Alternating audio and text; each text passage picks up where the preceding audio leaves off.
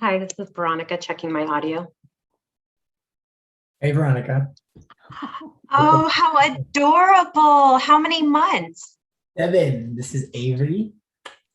Avery, you're beautiful. You. Hi, Danny. How you doing? So I had to put this on her. I found it in a basket. Someone said to her, and I was like, I'm gonna put it on her. I'm gonna put it on for her tonight. That is just too cute. She's figured out. She's obviously like now learning things. Like today, I was tapping her noisemaker, her noise machine in her room. So I just like tapped it, and it would change the light and the sound. So I did it like 3 times, and then she started tapping it. I was like, "Oh my gosh, this is incredible!" I know it sounds like a major feat, but it's like she went from being this little blob just drinking milk to being active. Well, Rudy, my sister lives in Redwood City and has a 7-month-old. So I need to introduce you guys. Yeah, yeah. For Avery. I love that. Yeah, no, definitely. A little boy, Sebastian. So definitely I'll have to make sure to make that introduction. Nice. Avery's cousin name is Sebastian. We call him Bastian. It's good to see y'all. Danny, you back from Mexico? I am. I'm sorry.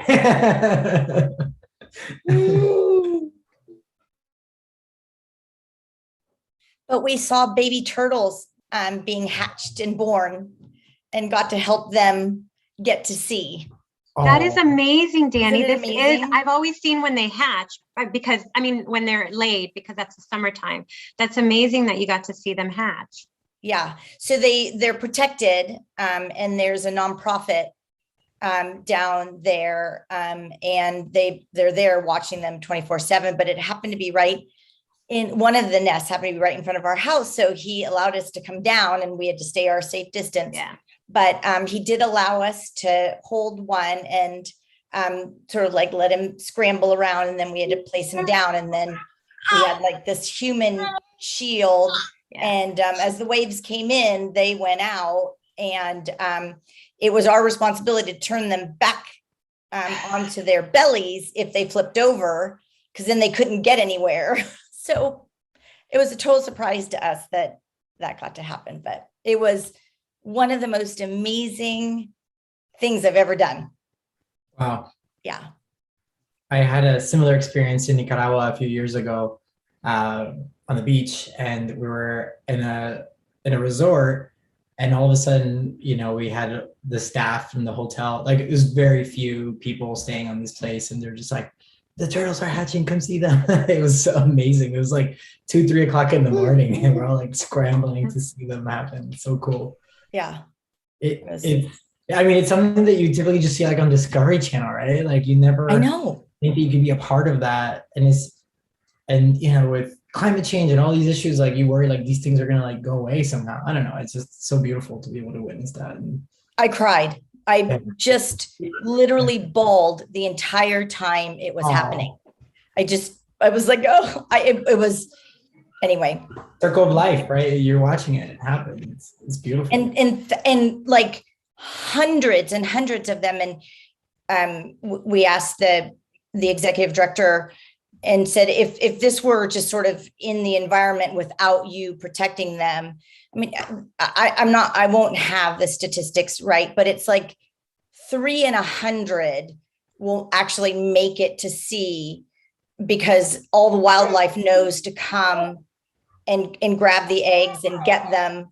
And then they sometimes don't make it out to sea because they follow lights in different ways. But I mean, I'm in this batch, not a single one didn't make it. So it was great to see.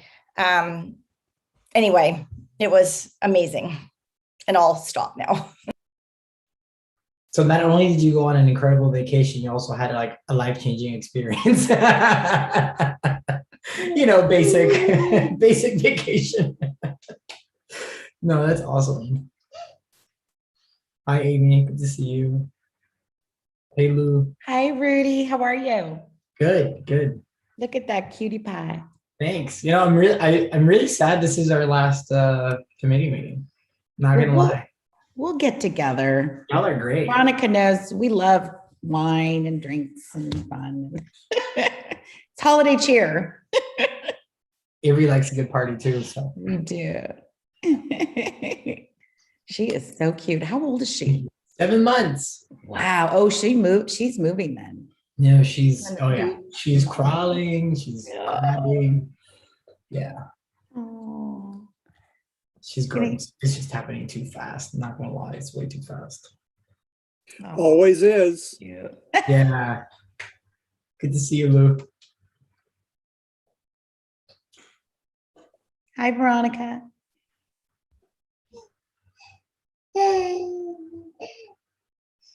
Oh, Good evening.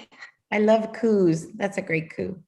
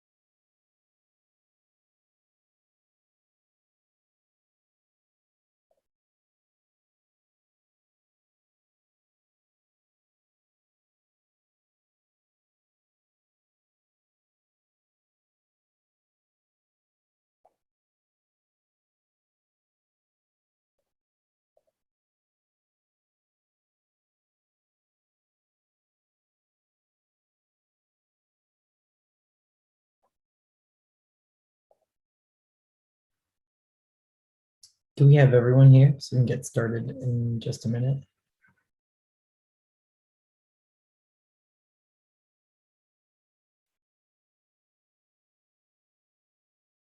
All right, committee member Brown just joined us.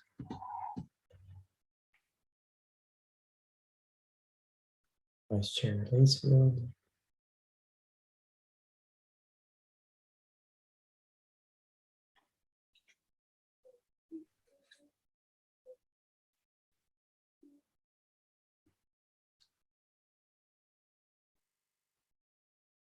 Okay, I think we have everyone.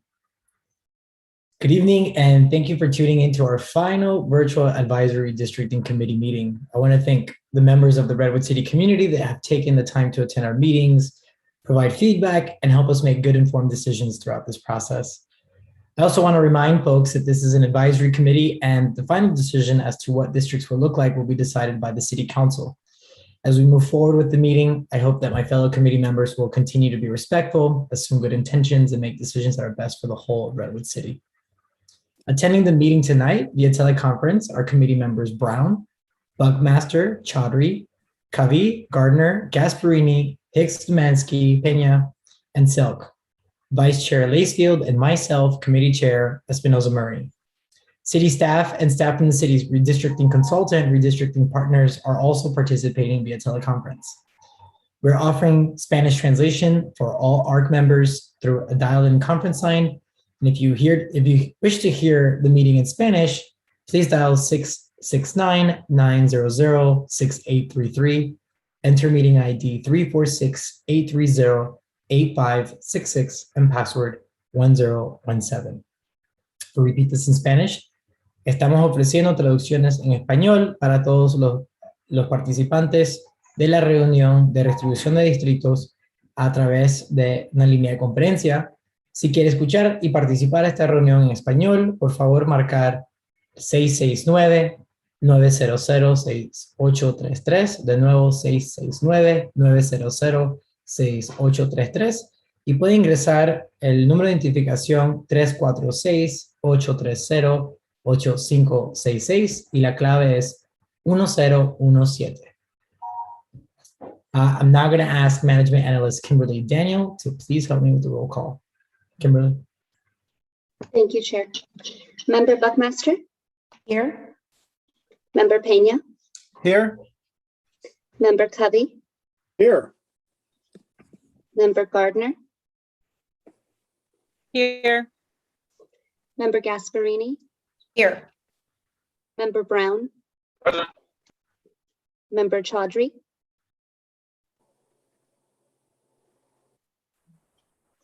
Member Chaudhry, you might be muted.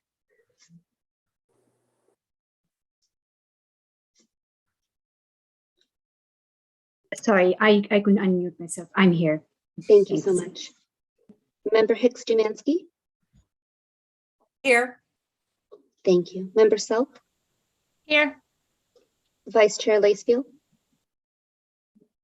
Present. And Chair Espinoza Murray. Present. All members are present. Thank you. Thank you, Kimberly. We'll now move forward with general public comment.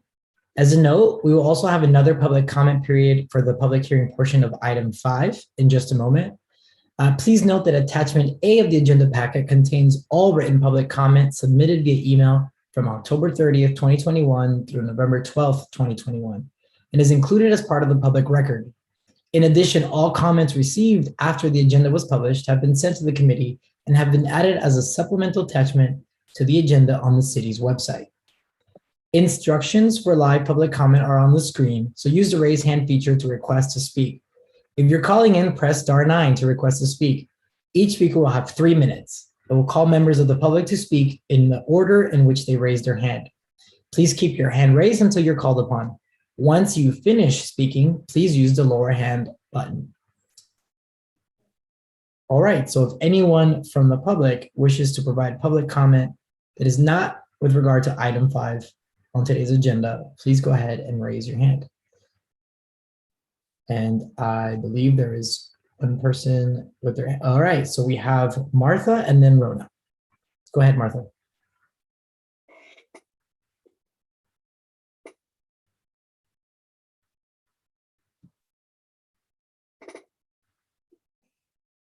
Martha, if you go ahead and unmute yourself. Martha Cullimore.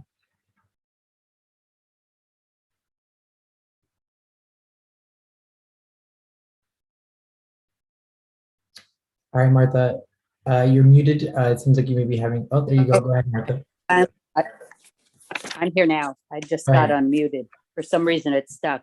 I have lived in Redwood Shores since 1974, and we have been one district since the formation of districts in Redwood City, San Mateo. We are, as you probably know, one contiguous island with needs that are unique to Redwood Shores and quite a distance from Redwood City. In fact, our children don't even attend Redwood City schools. So my question is, why break up a harmonious district that has worked, lived, and maintained satisfactorily on our island for many, many years for the small, perhaps intangible benefit of others who may not even know where Redwood Shores is located? It would be divisive to our neighborhoods, our population, and our lifestyles. I don't think I'm unique in feeling that way because others feel that same way about their neighborhoods. But ours, I do feel, is rather unique because we are such a separate entity and such a geographical distance from Redwood City. So I'm hoping you'll keep that in mind. Thank you. Thank you, Martha. We really appreciate you taking the time to come out and speak tonight. Next, we have Rona Gundrum. Yes, hi. I don't have an agenda in front of me, so I wasn't sure if this was the appropriate time to provide public comment on the maps. Rona, we will be opening up a public hearing on the 5 draft maps that we're going to be discussing later in the program. Okay, maybe I should comment then since it's specifically about the maps. Perfect. Thanks, Rona. Okay, thanks. Anyone else from the public that want to provide public comment?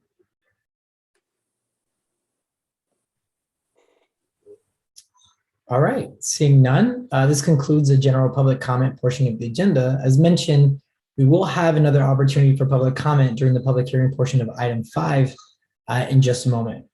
So if you do not have a chance to give live public comment or you prefer to give comments in writing, I ask that you please forward your comments to districtelections@redwoodcity.org. Again, that's districtelections@redwoodcity.org, and your comments will be received by the full committee and included as part of the public record. Next item on the agenda is to approve the November 3rd, 2021 meeting minutes.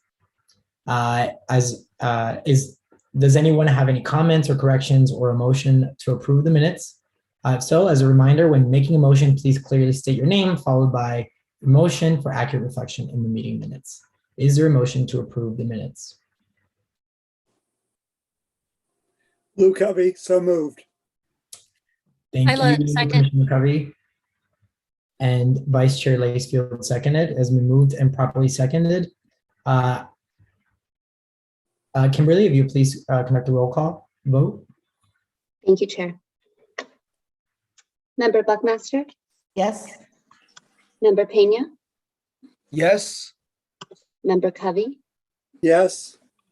Member Gardner, Yes. Member Gasparini, Yes.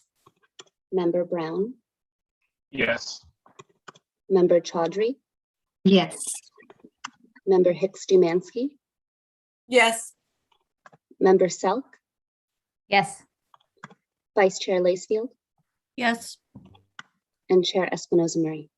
Yes, The motion passes unanimously. thank you, Kimberly. Now we're going to move forward with item 5 on the agenda. I'd like to start by framing this item and how we're going to proceed this evening. First, we're going to receive a presentation from Sofia Garcia, the Outreach and GIS Director with the city's redistricting consultant, Redistricting Partners. Sofia is going to present the 5 draft maps that they've prepared, and these maps are informed by community of interest testimony, draft maps submitted by community members, 2020 US Census data, and feedback provided by the committee during the November 3rd meeting. Sophia will present all 5 draft maps, giving us a high-level overview of criteria used to create each map, community of interest themes that are present, and citizen voting age population, also called CVAP, and deviation statistics for each. Sophia will highlight distinguishable elements from community map submissions that were deemed legally compliant and how these elements are reflected in each of the 5 maps that are being considered. Following Sophia's presentation, we will hold public hearing to receive community testimony before the committee begins our discussion. Once the public hearing is closed, the committee will discuss the maps before us, and the goal this evening will be to have a committee vote on 1 or 2 maps to recommend to the City Council for further consideration. I'm going to ask all commissioners to hold their questions and comments until the presentation concludes, and commissioners will then have an opportunity to ask clarifying questions before we open up for public hearing. So I want to give the floor to Sophia, who's going to present the 5 maps. Wonderful. Good evening, everyone. I'm going to share my screen. Okay. Are you able to see the presentation slide? Yes, thanks, Sophia. Okay, wonderful. Good evening. Today, we, as Chair has told us, we'll be talking about the draft maps. So we have quite a lengthy presentation here with a lot of robust information. I want to start off by thanking your staff for all of the assistance to getting us here to this point, and to the ARC for giving us wonderful direction and amendments for the new draft maps that we're going to see this evening.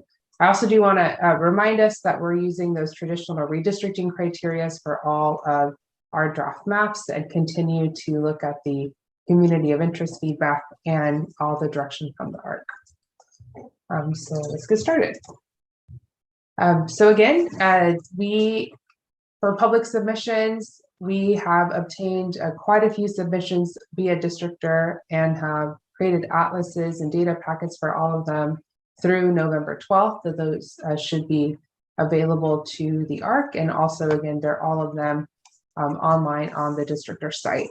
Districtor again is an online mapping tool that the City of Redwood City is utilizing. It's a tool out of Tufts University in Massachusetts, and has become a really robust and wonderful place for community outreach. And we're going to talk about some of the different themes that we've seen throughout all of the Districtor maps so far. As a reminder, the ARC held 8 virtual community workshops where we gave Districtor demonstrations at all of the workshops. A majority of those demonstrations were using Districtor to display the community of interest tool, but once your district tool was live, we did do another demonstration for that, and then also sent in a video for how to utilize the district tool. So we did quite a few ways where we can have folks know how to use the Districtor tool. For all of the converted data atlas packets, again, we, for the first meeting, did packets up until October 26th, and now we have done all of the packets received until the 12th. And as I looked this afternoon, the last Districtor map that was received was on November 8th. All of them have the cover page similar to all the draft maps that you have received. They all also have the data table with the total population, deviation, and the ethnic breakdown, which is the citizen voting age population data, otherwise known as CVAP. And you'll see them with their letters A through G. They also have individual district maps with some more street level details and data tables and charts.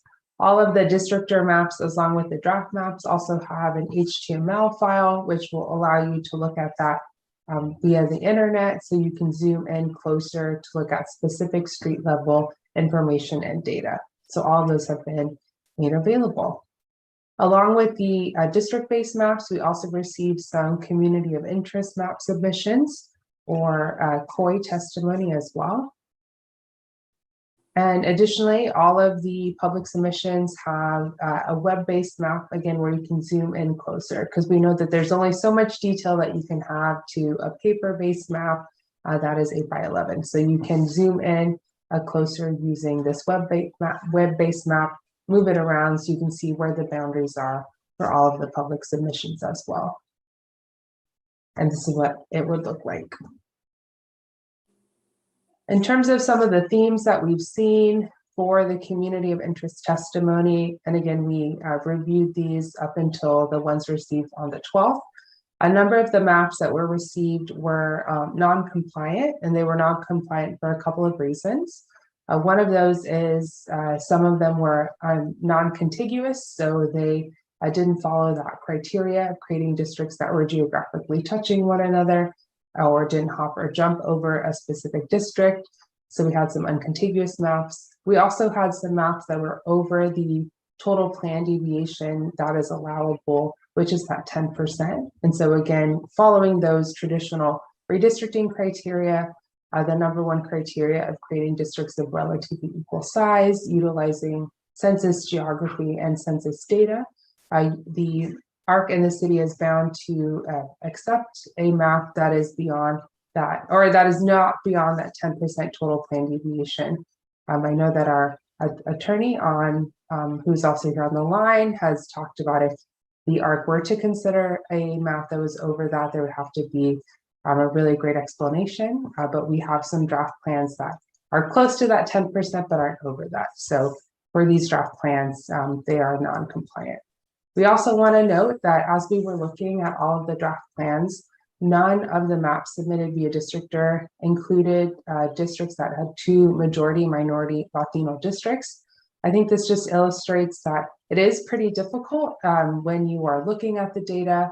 And again, with our internal mapping software, we are able to visualize the Latino data in a way where we can see that there's an ability to create that 50% plus. Some of the submissions got really close to getting to 50% plus Latino majority minority CVAPs, but none of them were achieved that.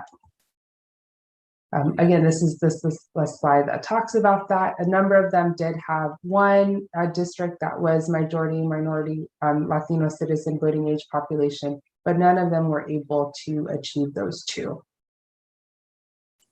We also have a number of maps that included the ability to have a district that kept the Hills neighborhood together. So we did see that as a common theme via the districtor submissions as well.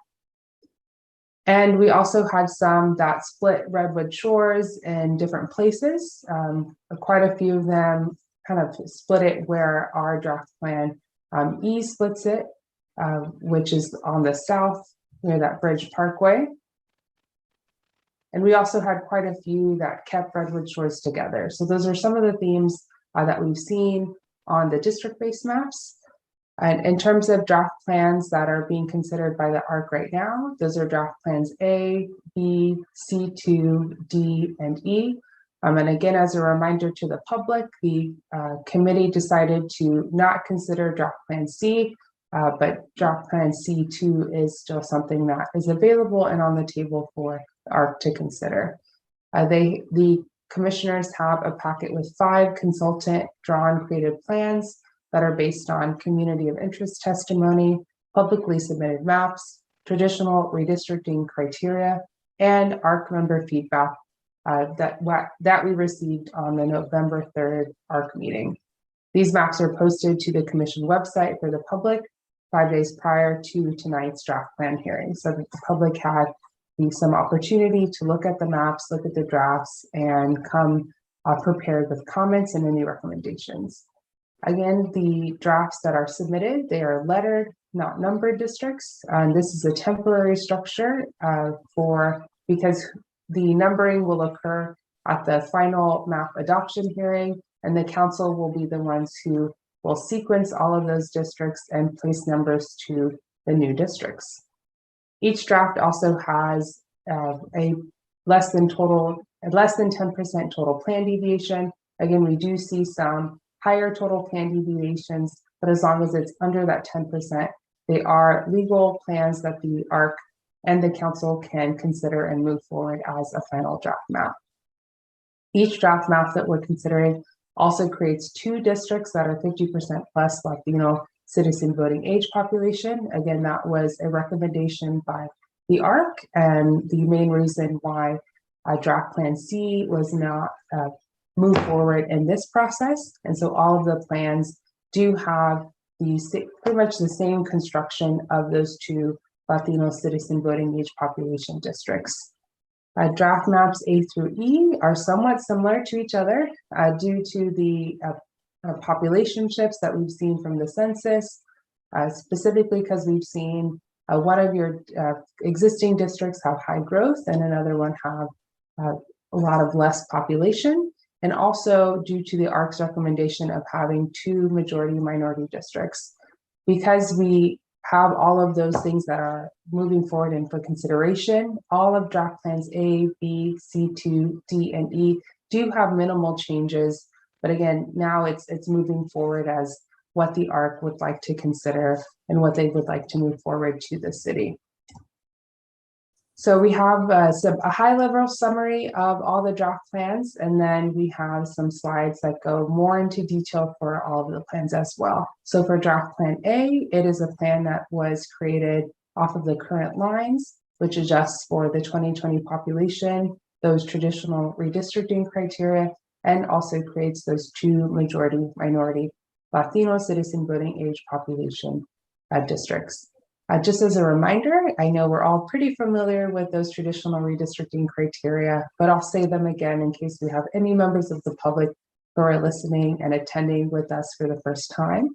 So the number 1 criteria for the traditional redistricting criteria is to create districts of relatively equal size based on that 2020 census data.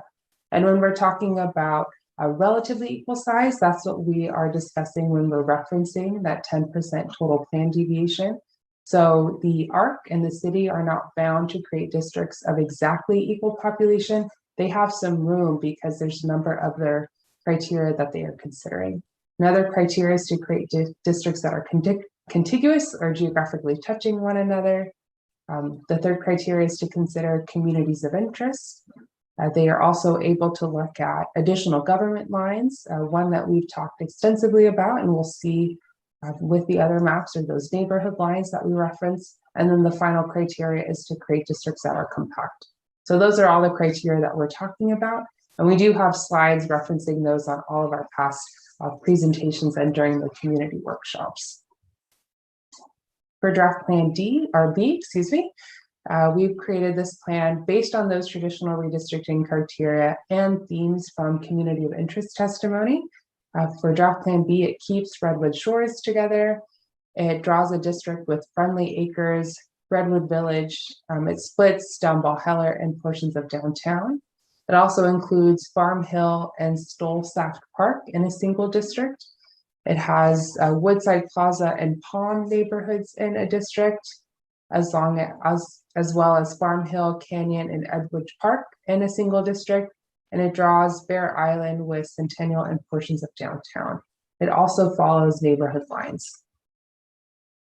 Draft Plan C2 is also based on traditional redistricting criteria and themes of community of interest testimony. It also is created from amendments from the ARC directed meeting on November 3rd. For draft plan C2, we've amended draft plan C to include 2 majority and minority CBAP districts, Latino CBAP districts. It also keeps District G as portrayed in Map C intact, but also includes the Fernside area, referred to as the Spur area, using Alameda de las Pulgas as a boundary towards the southwestern bottom portion of District G.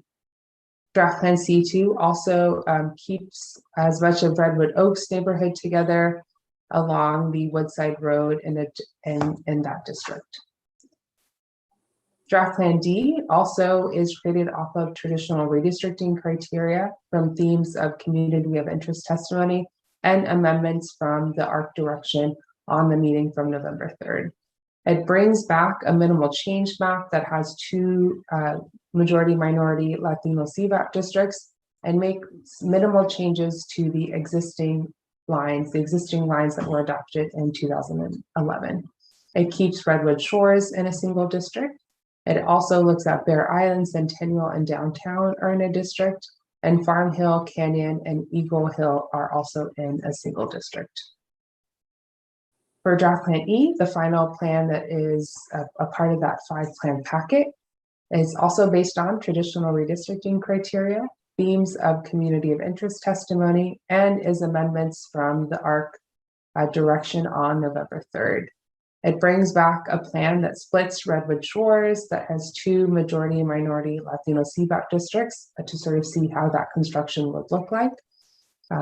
It splits Redwood Shores specifically along Bridge Parkway, which is something that we've seen in a number of the districtor submissions from the public. It has Seaport, Centennial, and Downtown in a district, as well as Farm Hill, Canyon, Eagle Hill, and Edgewood in a single district. But it doesn't necessarily increase the number of neighborhoods that have been kept together. But we did give you the construction because we have what we call like a stone of having those two majority minority Latino districts. There's not as much difference between all of the plans because we have those two constructions of those districts that were a high priority from the ARC from our meeting on November 3rd. So you are going to see quite a few similarities between all of the district plans, specifically because of that direction to have those two majority minority Latino districts.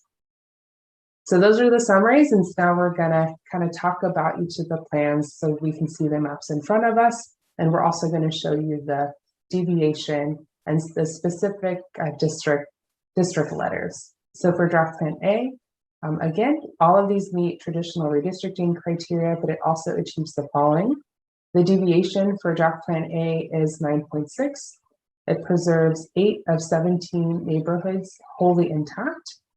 The two majority minority Latino districts, and this will be the case for all of the plans here, are districts C and D, and it uses the district elections line as a base. So again, we're going to see pretty high deviations in all of these plans, specifically the plans that has Redwood Shores kept intact, because we have keeping Redwood Shores intact has us at a 6.1 population when we keep Redwood Shores together, that specific district has a deviation of 6.1. And so in order to have that 10% total plan deviation, the rest of the districts have to have a little bit less population. But as we see with all the plans, it is doable to do that.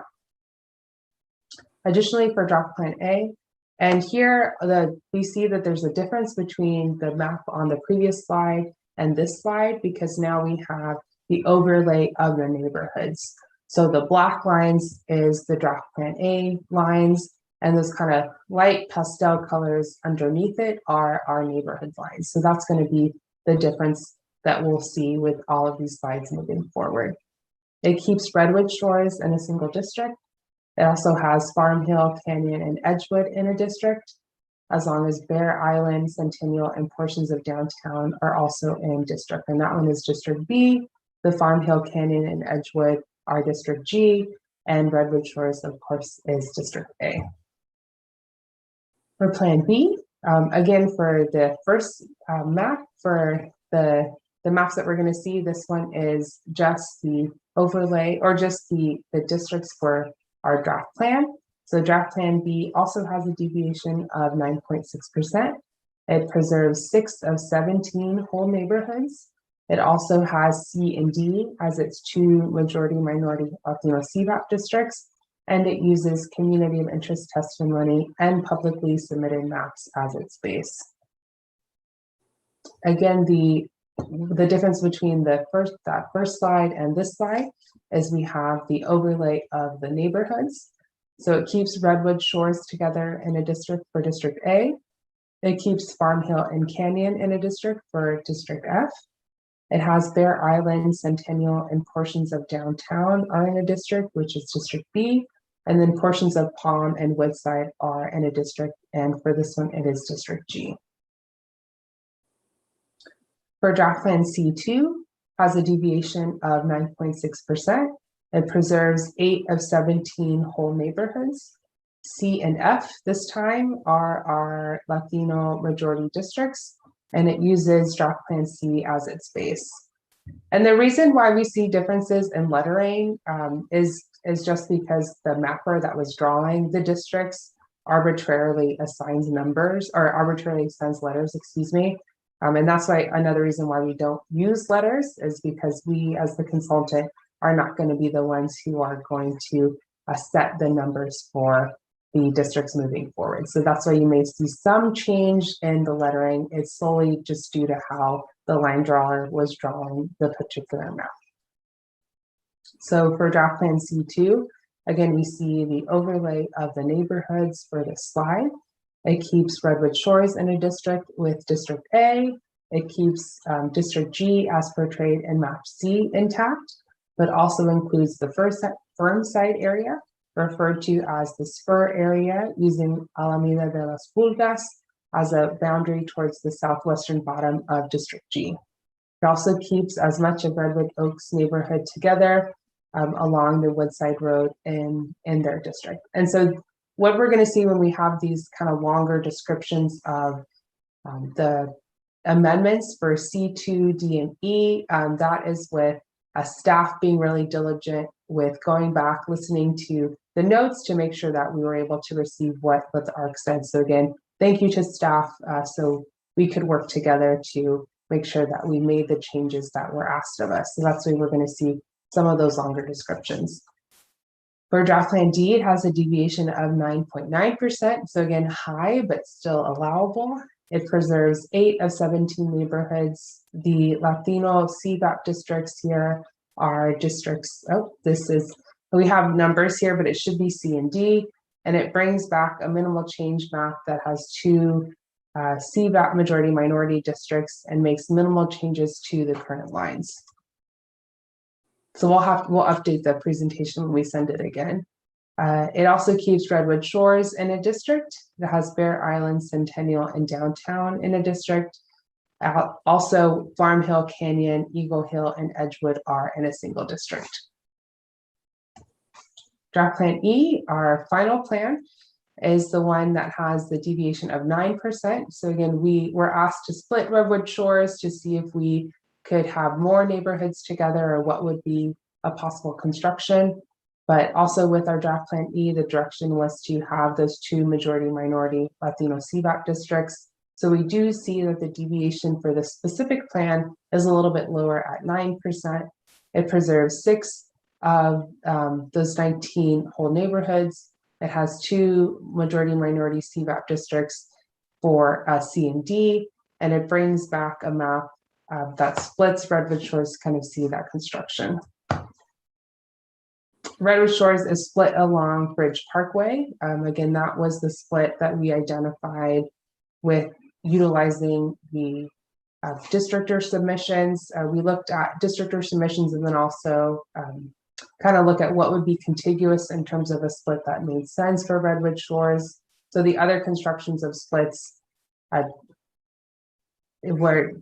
didn't mean, we looked at the data and we looked at kind of how the other districts were going to be constructed, and we went with the splitting at Bridge Parkway.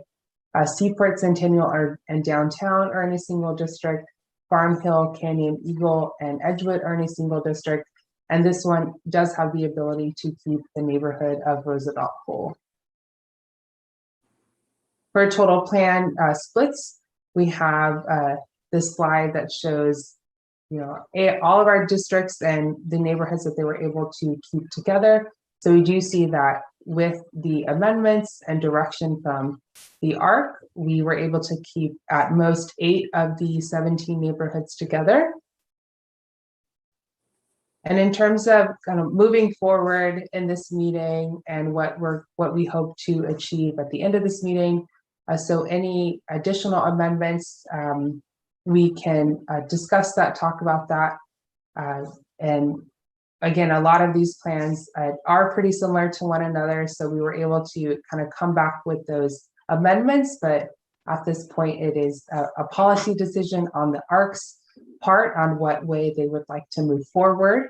And so we've kind of seen the differences and the deviation that is available with all of the direction that we received from the ARCs. We sort of can see some of the trade-offs in terms of splitting Redwood Shores or keeping it together, and then also kind of shown a little bit of the move around that we can do with the specific districts. If direction comes from the ARC and you would like to see additional amendments to any of the plans, we do have the ability to open our internal mapping software tonight and show you all of those draft plans and make those amendments in real time. We'll be able to see the change in any deviation, and sort of see what that would look like. So that is open and available to the ARC tonight if you'd like to make additional amendments, because we know that tonight is the last ARC meeting where we want to move forward to move a map forward for the city.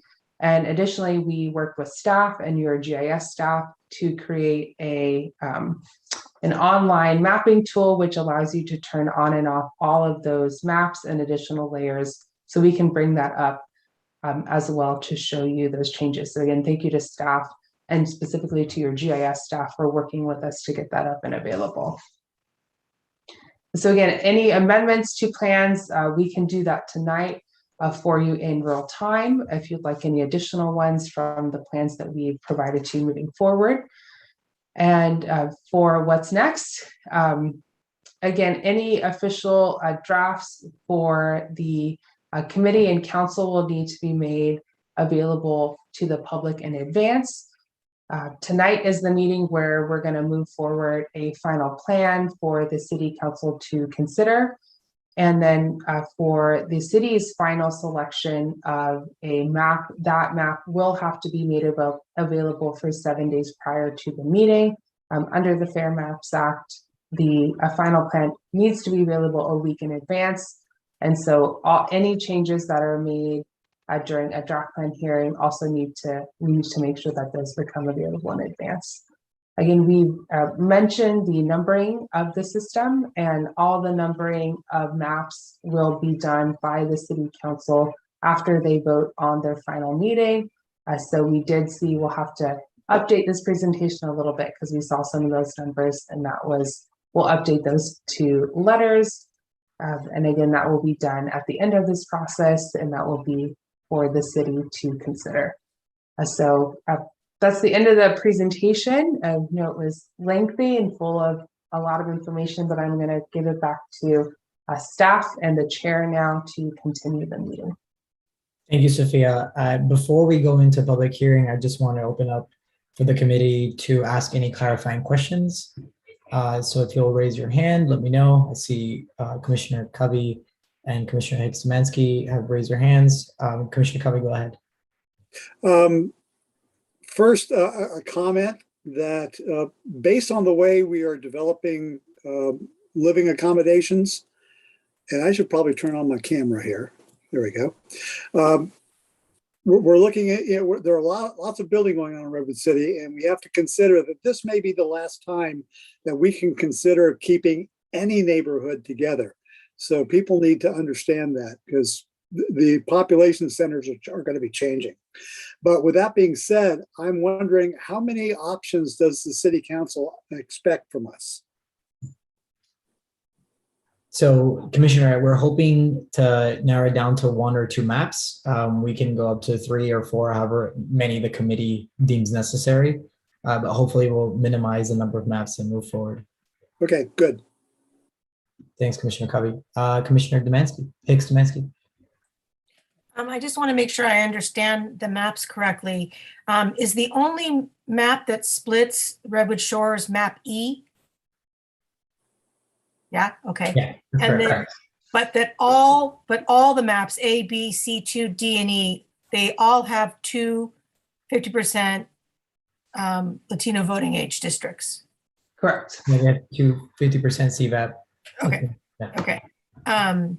So when we had asked for the consultants to create maps, to indulge us by creating a map that split Redwood Shores, and that we had the priority of at least 2 majority minority districts. So at least they were able to create that on each map. Because I'm trying to remember, last time, not all the maps had 2 majority minority districts, correct? That's right. So now we've at least got that on each one. Okay, thank you. Just wanted to clarify that. No, great questions. Thank you, Commissioner. Commissioner Brown. Yeah, I have a couple of things. One is, as it was said before, the A was keeping Redwood Shores together, correct? I believe you asked if map A keeps Redwood Shores together. Is that right, Commissioner Brown? Can you not hear me? Sorry. It's very difficult. You're breaking up a bit. I'm sorry. Not sure what to do here. Yeah, the question was, map A keeps Redwood City, A keeps Redwood Shores together. That's correct. Yes. There was one, the last time we had this conversation, there was one that we rejected completely, I think, and I'm trying to recall which one that Yeah, was. that was Someone map C. refresh on that? Yeah, that was map C, and we asked for some changes, and they came back as C2. Got it. Okay. Okay. Thank you. Okay. Do any of the other commissioners have any other clarifying questions before we open up for public comment?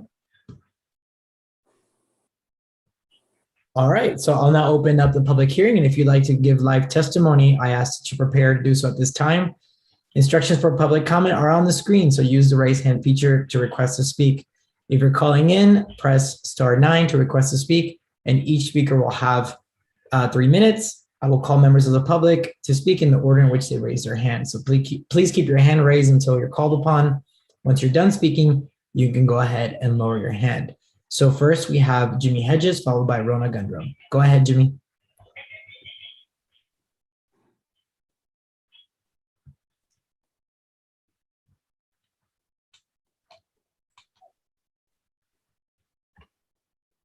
Jimmy, go ahead.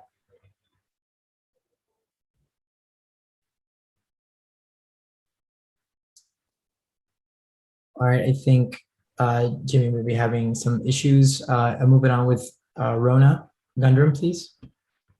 Go ahead and unmute yourself. Hi, thank you. So I am in support of map C2. It appears to be an improved upon version of map A. I think that Plan E should be discarded outright. It keeps 2 minority-majority districts, but splits Redwood Shores. And since there are other ways to keep the 2 majority-minority districts without splitting the shores, it should be discarded outright. There's very little difference in the deviation, and in fact, there are fewer neighborhoods that get kept together. Redwood Shores is a planned master community of single-family homes, townhomes, and condos, apartments, businesses, retail, and restaurants. It's a diverse community comprised of all ethnicities, ages, backgrounds, and income levels. While it's comprised of dozens of neighborhoods and HOAs, we're all united under the Redwood Shores Community Association that advocates for the community, bringing to the forefront topical matters of concern and advising civic and community leaders on relevant matters that the community is passionate about. To best serve our unique community interests, Redwood Shores must continue as one district and not be divided or merged with other areas. Again, I think C2 is the best solution.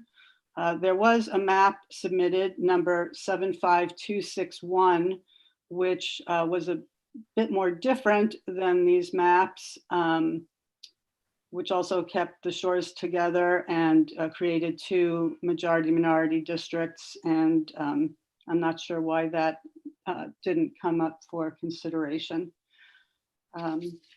That's all I have to say. Thank you. And thank you to the committee and to the consultants. You guys, did a great job. I know I stared at these maps for countless hours, and I'm sure you all did the same. So thank you. And thank you for considering community of interest testimony, and please do keep Redwood Shores as one district. Thank you. Thank you, Rona. Really appreciate you taking the time to share your public comments with us. Next, we have Johanna Rasmussen. Thank you, Rudy. I appreciate the opportunity to speak. I'm Johanna Rasmussen, and I'm the chairwoman of the Farm Hill Neighborhood Association. We attended the last District 7 meeting with the ARC, and we also had our own neighborhood meetings where we discussed maps, and we actually submitted a final version, I believe, on November 9th. I was disappointed to see that all but one of the maps included us with Edgewood Park. And when we went through this process at the last time, one of the things that our neighborhood was interested in doing was keeping our boundaries in line with where our children go to school. So Farm Hill, Roosevelt, Woodside Plaza kids go to Kennedy Middle School and Woodside High School. Edgewood Park kids go to Sequoia High School. That's their assigned school. So we very much would like to be kept in line with Woodside Plaza, portions of Roosevelt, portions of Canyon that also share our schools. And these are areas where our neighborhood shops. These are, our police beats are compatible, fire services. So of the maps that are presented, map B would be the one that is most associated with the wishes and needs of the Farm Hill neighborhood. Thank you. Thank you so much, Johanna. Appreciate your comments tonight. Is there anyone else from the community that would like to speak before we move forward? All right, seeing no additional hands raised, I will now close public hearing. If you didn't have a chance to give live public comment, please forward your comments to districtelections@redwoodcity.org, and your comments will be received by the full committee and included as part of the public record. Now we're going to proceed with the committee's discussion. So ahead of our discussion and any votes, I'm going to remind the committee that in order for a map or maps to be recommended to the city council, that map or those maps must receive a majority of affirmative votes, so 7 of the 11 ayes, in accordance with the committee's council adopted work plan. When it comes time for a vote, staff recommends that the committee take a roll call vote, and each member can identify the 1 or 2 maps that they would like to recommend for city council consideration. In addition, staff recommends a separate motion to authorize city staff and consulting staff to make de minimis changes to the recommended maps between the time the committee makes our recommendation and when the city council receives our report, in order to ensure compliance with the Fair Maps Act and other applicable laws. Are there any members of the committee that wants to provide comment at this time?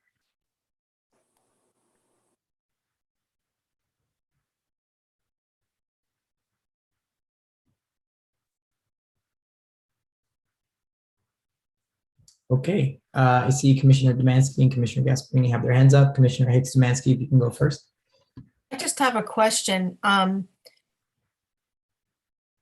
did go through all of the public comments again, but I feel like there's, I'm trying to understand why it's so important to keep neighborhoods together, because a lot has changed in the last 10 years. And I'm not so sure that the neighborhoods as they existed before are really set in stone so much. And so I'm looking at all these different maps and, some have less neighborhoods together, some have more neighborhoods together. And I'm just trying to understand if people could elaborate the importance of that feature of these maps over other features.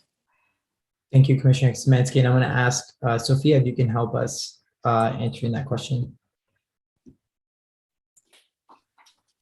Sure. Yeah. And in terms of the criteria, one of the big things we look at are communities of interest and additional kind of government neighborhood lines. And because you have those neighborhood association lines that we've received from staff, they're also the lines that we based our placemats on and have become quite a theme that we've heard through public testimony.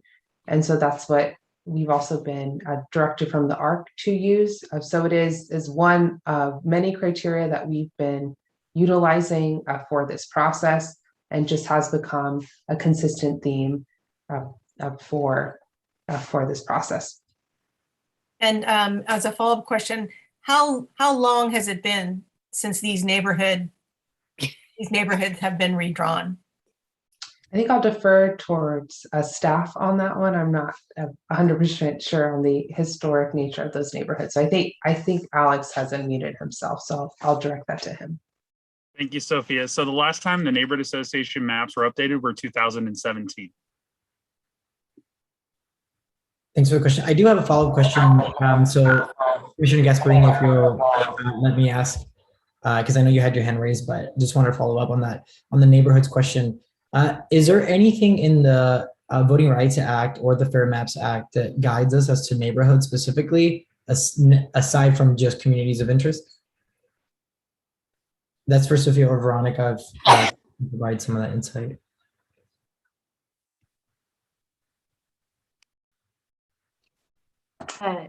Sophia, I don't know if you have an answer to that. There is, oh, I'm sorry. I think I'm getting some feedback.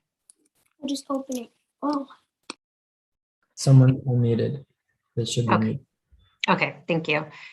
So really, Sophia already explained from the traditional criteria where neighborhoods come in. And really that comes into when you're talking about communities of interest and you're trying to keep neighborhoods intact, that's where it comes in. But there's nothing in the law that requires that neighborhood associations be preserved. And so really, this is just one of many factors that you have to take into consideration as you're drawing districts. Thank you. Yeah, I can elaborate a little bit on that. I think it says, to the extent practicable, the geographic integrity of any local neighborhood or local community of interest shall be respected in a manner that minimizes its division. And so that is language that we have in the Fair Maps Act. So it does reference communities of interest and neighborhoods. And it is, something that can be considered. And again, it's just something that we've heard throughout the process. But again, as Veronica said, it is one of the many criteria that we've heard, but can be up for discussion from you all. So again, that kind of comes as a direction from you all, but we've just heard such strong testimony throughout all of the 7 public meetings, and then continue to hear that during your ARC meetings as well. Thank you, Sophia, and thanks, Veronica. Commissioner Gasparini. Thanks. I have one clarifying question that I didn't get my hand raised early enough before, but I think in a couple of the slides, they talked about neighborhood preservation, and some of the slides said like 6 of 19, and I think some of the other slides said like 8 of 17 neighborhoods. So how many total neighborhoods do we have? Because didn't some of the slides say there was 19 neighborhoods, and then some of the slides say there were 17? Good catch. So we have 17 neighborhood associations. If you go to the chart itself at the very end, that's the accurate depiction of the numbers. So you can see the splits and the holes. Okay. That has it all. Sophie, if you want to pull it back, show them exactly the 17 and how they're broken up. Yes, I'm gonna do that. I thought we caught all of those, and but thank you for that. And I think it's a great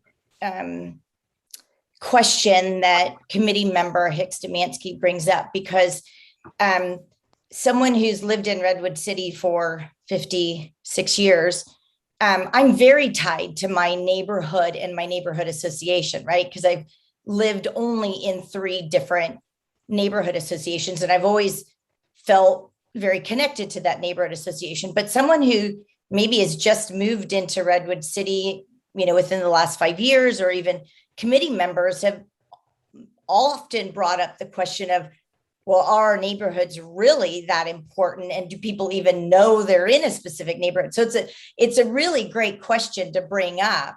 But I look at our neighborhood associations and the preservation of that based on what people brought as far as testimony forward, but then also too, there's some history with that, but then not making that the single criteria, right? So it's a piece of criteria in the preservation of neighborhoods. But for me, it was the community of interest. And maybe I was thinking about offering this, and I don't know if this would work, but for the sake of trying to narrow down how many maps, I'm not interested in, I think it's map E, where it breaks up Redwood Shores, because I don't think we gained anything from it. I think our direction with looking at deviation in the Redwood Shores area was, could we in fact gain 3 majority-minority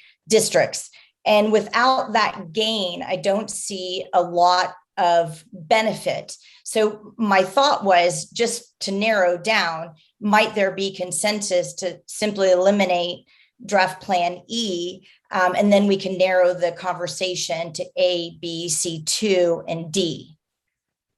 I do want to let you know, Commissioner Gasparini, that you can make the motion to eliminate map E if you'd like. Okay, I would like to make the motion to eliminate draft plan E. Can I second that? Who was that? Commissioner Brown, sorry. Commissioner Brown, has been moved and properly seconded to remove map E. Is there any debate or discussion? So those of you that currently have your hands up, if you want to lower your hands so we can have discussion or debate over this motion on the floor. Thank you. Anyone want to provide any debate or discussion on this? If not, we can proceed to vote. So Kimberly Daniel, if you'll help us with the roll call vote. Thank you, Chair. Member Buckmaster? Yes. Member Pena? Yes. Member Covey? Yes. Member Gardner? Yes. Member Gasparini? Yes. Member Brown? Yes. Member Chaudhry? Yes. Member Hicks Jumansky? Abstain. Member Selk? Yes. Vice Chair Lacefield? Yes. And Chair Espinoza-Murray. Yes. The motion passes 10-0 with Member Hicks Jumansky abstaining. Thank you. Let the record reflect that we will be removing map E from consideration. Okay, I know we had a few folks with their hands up. We had Commissioner Pena, and we had someone else, and I do not recall. If you please raise your hands again.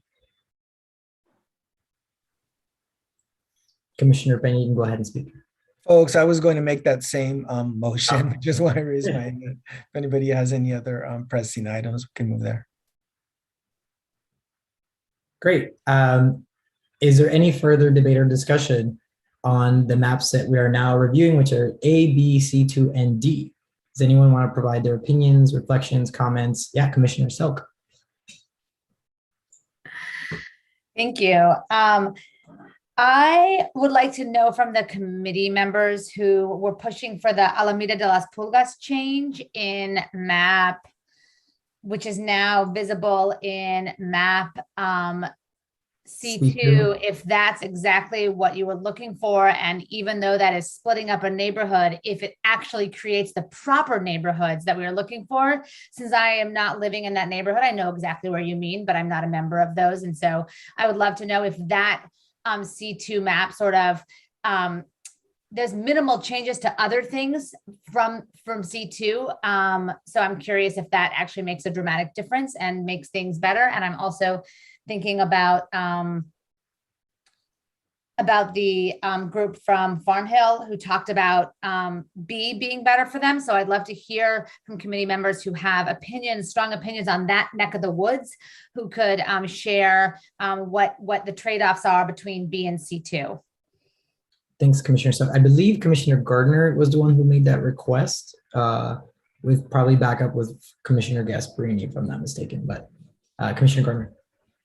Yeah, so that is exactly what I had asked for in terms of cutting off the kind of that edge. I do think it is better, but also hearing again that testimony from the Farm Hills people. I mean, she is right that extending it down further does keep the school districts together better. So yeah, like, yeah, B, I'm clicking around. Hold on, I lost it.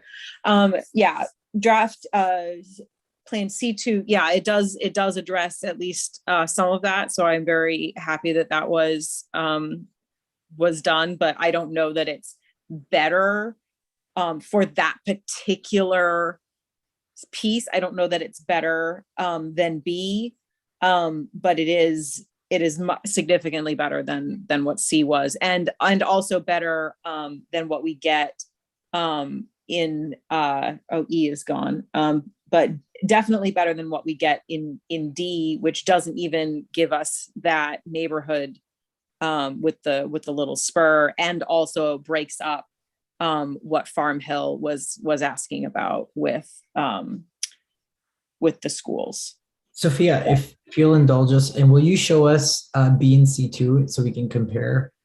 Yes, I was just gonna ask if you'd like me to share. I can share Alex, is that what you wanted to ask? GIS app. Yeah, okay. I was like, I want to wait to ask, but I can share the map that your GIS staff had worked on. So that's I think a visualization that we can utilize for now. So let me share that screen.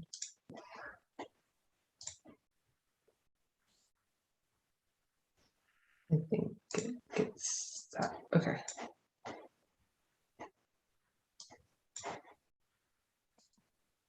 Okay, I have C2 up, and I can zoom in to the area that we were talking about. And is the blue the current boundaries of the districts? Correct, yes. So here on the right-hand side, we have the legend, and we have all of the plans. So A, B, C2, D. We know that D is no longer, or E, excuse me, is no longer on the table, but E is there as well. We also have currently the existing council district lines as the base layer, so I can turn that off, and we can turn on the neighborhood association layer. So it's all of the plans, the existing current districts, and then neighborhood associations are the layers that we see. So I can turn on and off the plans as you guys discuss the plans. Can't see the total picture. Can you reduce that slightly? Better. Thank you. Okay. Can you zoom out just a little bit more? So can you, if you can help us, Sophia, and guide us through the major differences between map B and C2? I know that the number of neighborhoods being split, one having 6, which is map B, and C2 having 8 that are kept together. And sorry, B would keep 6 of 17 and C2 would keep 8 of 17. I'm just curious if you can guide us through those main differences. Yes, so I can zoom out a little bit more, and we have now B is in the yellow, and then C2 is in the blue. So we can see that we have the similarity of having Redwood Shores together, so that doesn't change for either plan. And as we zoom in, we also have the districts as I think are marked C and D, and the presentation are also the same. So those are 2 majority minority districts up here. And so the bulk of the change will be in the central of the city.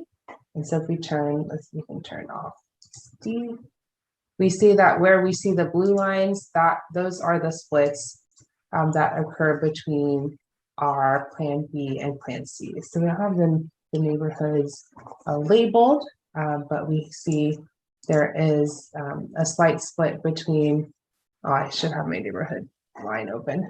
I think it's Mount Carmel and, oh, sorry. That gets a little wonky. Zoom out again, excuse me. So we see Mount Carmel is split in our Plan C2, as well as, which one is this one?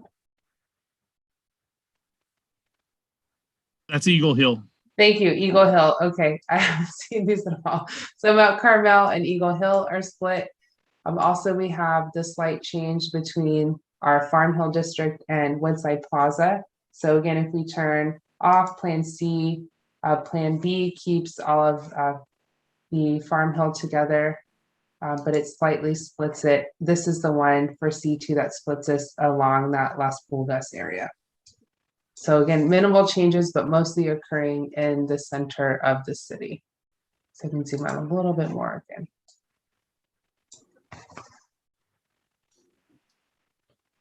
So again, the areas where you see the blue lines, those are those additional splits.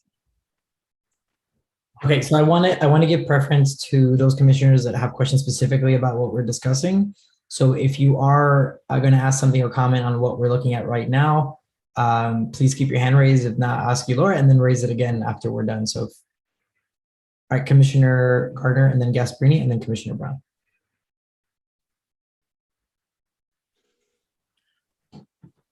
Yeah, I guess I don't know.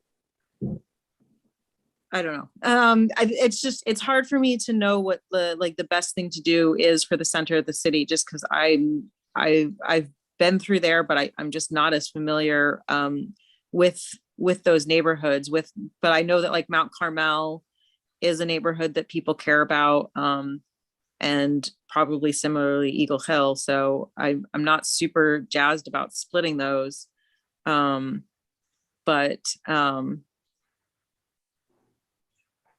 and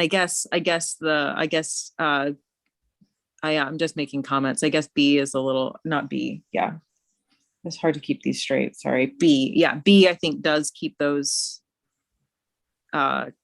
neighborhoods together a little bit better. So that's probably a positive.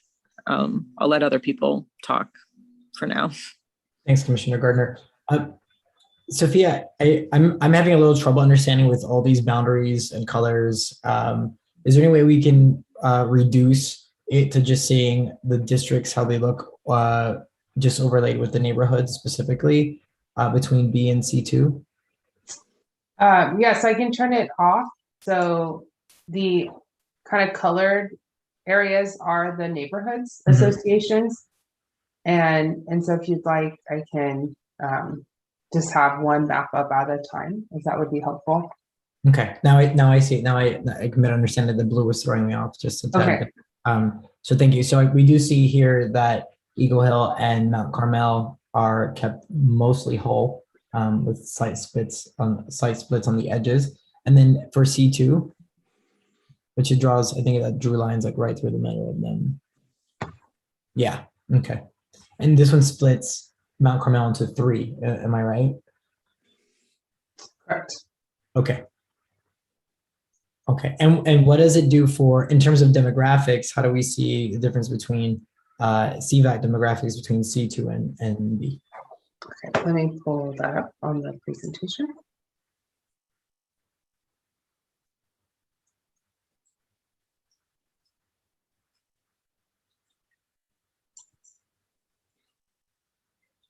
So we said B.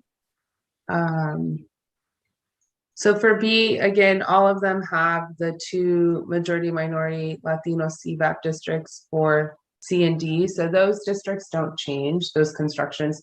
We tried to look at different constructions, but every time we kind of changed it a little bit, it would below that 50%. So we see this district up here at the top, which has Friendly Acres, Redwood Village, portions of Stombell Heller and downtown. That's one of those majority minority Latino CVAP districts.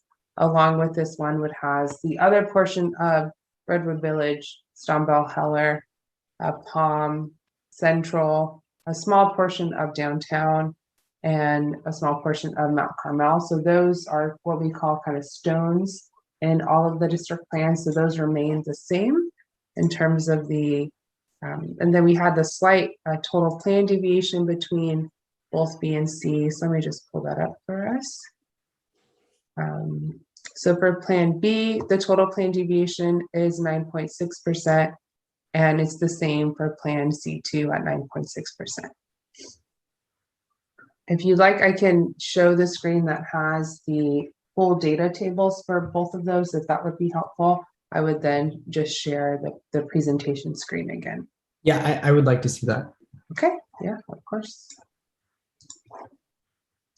And then Commissioner Gasparini and Commissioner Brown, I'll get to you as soon as I see this. Thanks for being patient. Yeah, we have all of those. They're at the end of the presentation. So let me open that back up, stop sharing, and let me share the PowerPoint. So we ended the presentation, but after that, we have all of those additional data packets for every single plan. So let me go to draft plan B. Okay, so this is the data table for draft plan B, excuse me. We have our most populated district, as in most of these plans are Redwood Shores, are District A at 6.1%.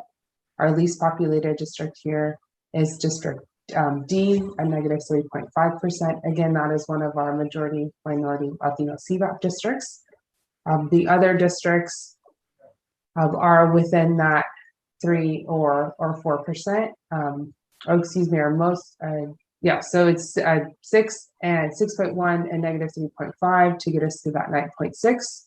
Again, we see here at the bottom, if we look at C and D, those again are 2 majority minority Latino CVAP districts. So now if we go to C2, again, this is at the end of the presentation. So we have all of these data packets with all of this information. So for C2, again, we have Redwood Shores are that district at 6.1. So that is the district with the most population. And our least populated district here is District F at -3.5. And again, those 2 majority minority CVAP districts here are District C and F. And again, the lettering, they are the same geographic places on the map, but this time they're different letters just because of the construction and how the map drawer decided to letter them, excuse me. And this again has the same total plan deviation of that 9.6%. Okay, so one last time, Map B keeps most of Eagle Hill and Mount Carmel together, and Plan C2 divides Mount Carmel into 3 and splits Eagle Hill. Is that correct? Correct. Yeah, and I can go back and share stop sharing this. Go back and now share the web map. Okay. So this, what you're seeing on your screen is C2, which is correct, Chair, splits Mount Carmel into 3, and then keeps the Farm Hill together. And I'm sorry, I missed the last portion that you said. Eagle Hill. Eagle Hill. Yes, Eagle Hill is split in 2 in this construction of the draft plan. And the reason why we have this kind of rectangle here and this shape in Canyon Hill, those are unincorporated areas. So that's why those don't count as splits. Those are just taken out of the city of Redwood City. So those we've seen throughout all the maps just are unincorporated areas of the city. Thank you, Sophia. I'll now let Commissioner Gasparini speak. Thanks. So I too was one of the individuals that asked for C2 to be drawn because of community of interest. I think it's important to note too, the speakers tonight mentioned either elementary or high school districts. And unfortunately, if you overlay the elementary school districts or the high school districts, there's really almost no map that follows either one of those district maps. So almost every one of our draft plans divides the high school districts and or the elementary school districts, the elementary school districts being the hardest to follow and to keep whole. And I don't think we have that, Ms. Garcia, as an overlay, correct?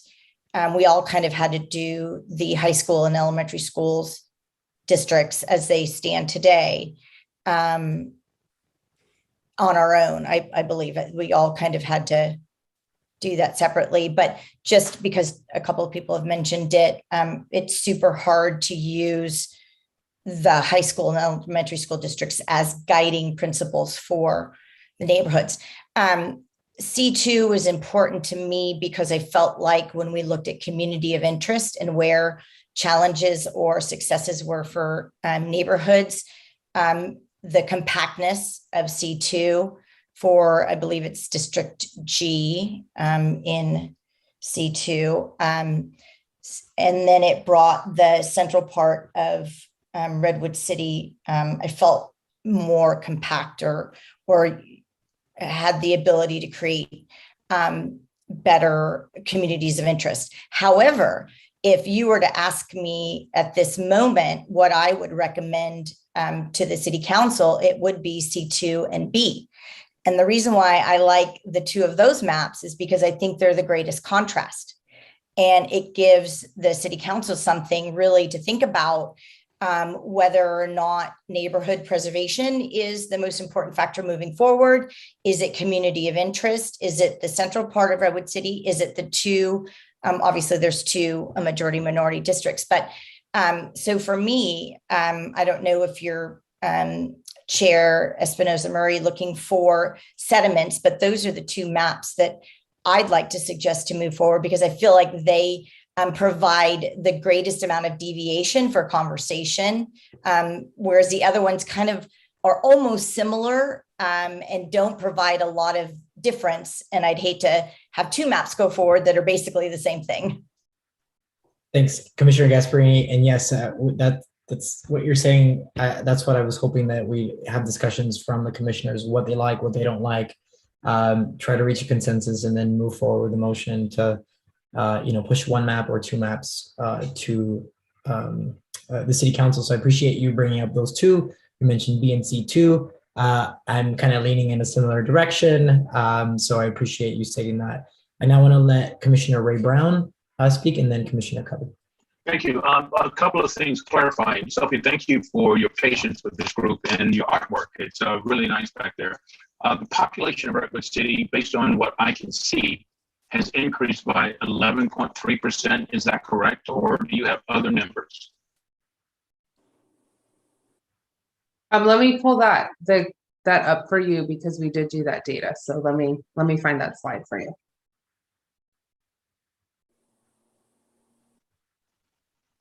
Commissioner Brown, do you have any other questions while Sophia? Yeah, I wanted to confirm population, and then when we first had this conversation, we were giving a lot of criteria, and we had the most important criteria in terms of splitting up the area, and then there were some lesser things that were nice to have.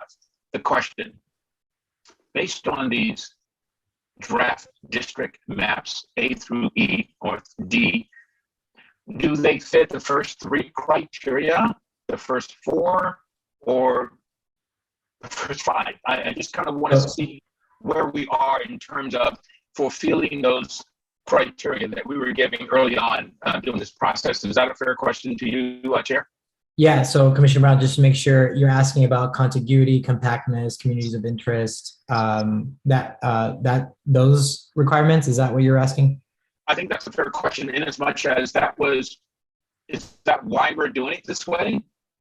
Is that being adhered to for these plans, or are we doing this based on just, so this is not arbitrary, obviously. I mean, I just want to understand, why are these five plans? Why is it five plans? Why is it not three, right?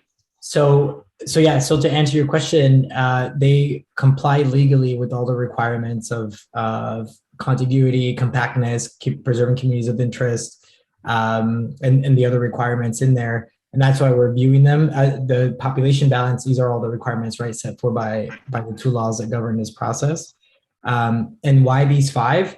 We started off with a lower number, but we made some asks of our consultants last meeting, and that's why they're provided new versions based on the asks that the commissioners had. So that's why we have these five specifically, some based around what the old map looked like, and some based around some of the requests and changes that we've asked for.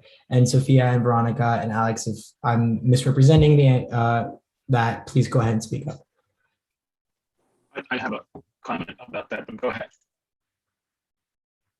Alex, if I may. Okay, go ahead. I'm sorry, I didn't realize that Alex had his hand raised. I just wanted to lay out for everyone again what the criteria are that the demographers followed. And all of these maps meet the traditional criteria. So you can feel assured that you have 4 maps that you are now considering on the table for the commission to be making a recommendation on. And you'll recall that Sophia kind of went through it really quickly on what the FAIR maps codified as the traditional criteria, and in order of priority built in by the Fair Maps Act, not by us, but by the Fair Maps Act. One was population equality. And so that was the one person, one vote piece. 2 is kind of compliance with all of the constitutional requirements in the Federal Voting Rights Act. 3 is geographic contiguity. And so that's why we're always talking about these districts being contiguous. 4 being, and this gets to kind of the question that committee member Gasparini asked about, geographic integrity of any local neighborhood or local community of interest. 5, geographic integrity of a city or census place. And then you get, you have several different criteria. You get into being bounded by natural barriers or artificial barriers, streets, that's when we're talking about parks, things like that. And then geographic compactness. And we've been talking about compactness, that's the last one. But all of those are criteria that should be considered. And it really is looking at all of these and hearing from you what you feel works in order to make that recommendation. Okay, Commissioner Brown, does that satisfy your question? That was a lot. So thank you for that. I just wanted to make sure that we were considering these plans based on the original understanding of what we were trying to decide on. So that was the answer, I guess, that yes, all of these plans meet those criteria, all of them, correct? That's correct. Correct. I also have pulled up the existing lines data with the 2020 data overlay. So this is part of a presentation that we gave to the committee earlier. And so what we have highlighted in yellow, in yellow are all of the total population numbers for districts 1 through 7. And then the box that is in green for the existing district 2 is 36.2%. So that is the district that has had the most growth between the 2010 census to the 2020 census. And the existing district 3 has had a loss of population at negative 15.9%. So the total plan deviation utilizing the 2020 data with the current lines is a deviation of 52.1%. So quite above the allowable 10% of the total plan deviation. So regardless of what map will be the final adoption for the city, there will need to be some change just due to the very large shift of population in your particular city. So this is the 2020 data with the existing current line. So it's quite startling with the amount of change that your city has had. So again, I wanted to make sure that you were able to see this. And again, this is a slide that was given to you at a previous meeting. Thank you, Sophia. I appreciate that. Commissioner Covey, followed by Commissioner Buckmaster, and then Commissioner Lisa Hicks-Dumansky. Okay. I have always struggled with the idea of having districts for the city council in Redwood City. I don't think we're big enough to have that, but we are here now and we have to do it. When we started this off, I was mostly concerned for my particular district and how isolated we are geographically with Woodside Road. I was personally kind of taken aback when I saw the extending of beyond Woodside Road and suddenly realized that we all live in the same city. We all have, as people in this city, we all have shared needs. And we are electing representatives for city council who have to understand more than the needs of an individual neighborhood or an individual school district or an individual neighborhood. They need to understand all of that because we all live in the same city. So maybe breaking up these neighborhoods will give us all a greater understanding of the needs of all the residents of Redwood City, not just the needs of our separate neighborhoods. And I think these maps, all 5 of them, even the one we rejected, actually do that. Actually, maybe E even does that better because it gives essentially Redwood Shores 2 representatives who would be able to work together on the needs of Redwood Shores. So as far as breaking up the neighborhoods, I think it's a good idea. I think it's good for the city. And right now I'm leaning towards B and C2 as well. Thank you, Commissioner Covey. Commissioner Buckmaster. Thank you, Chair Espinoza Murray.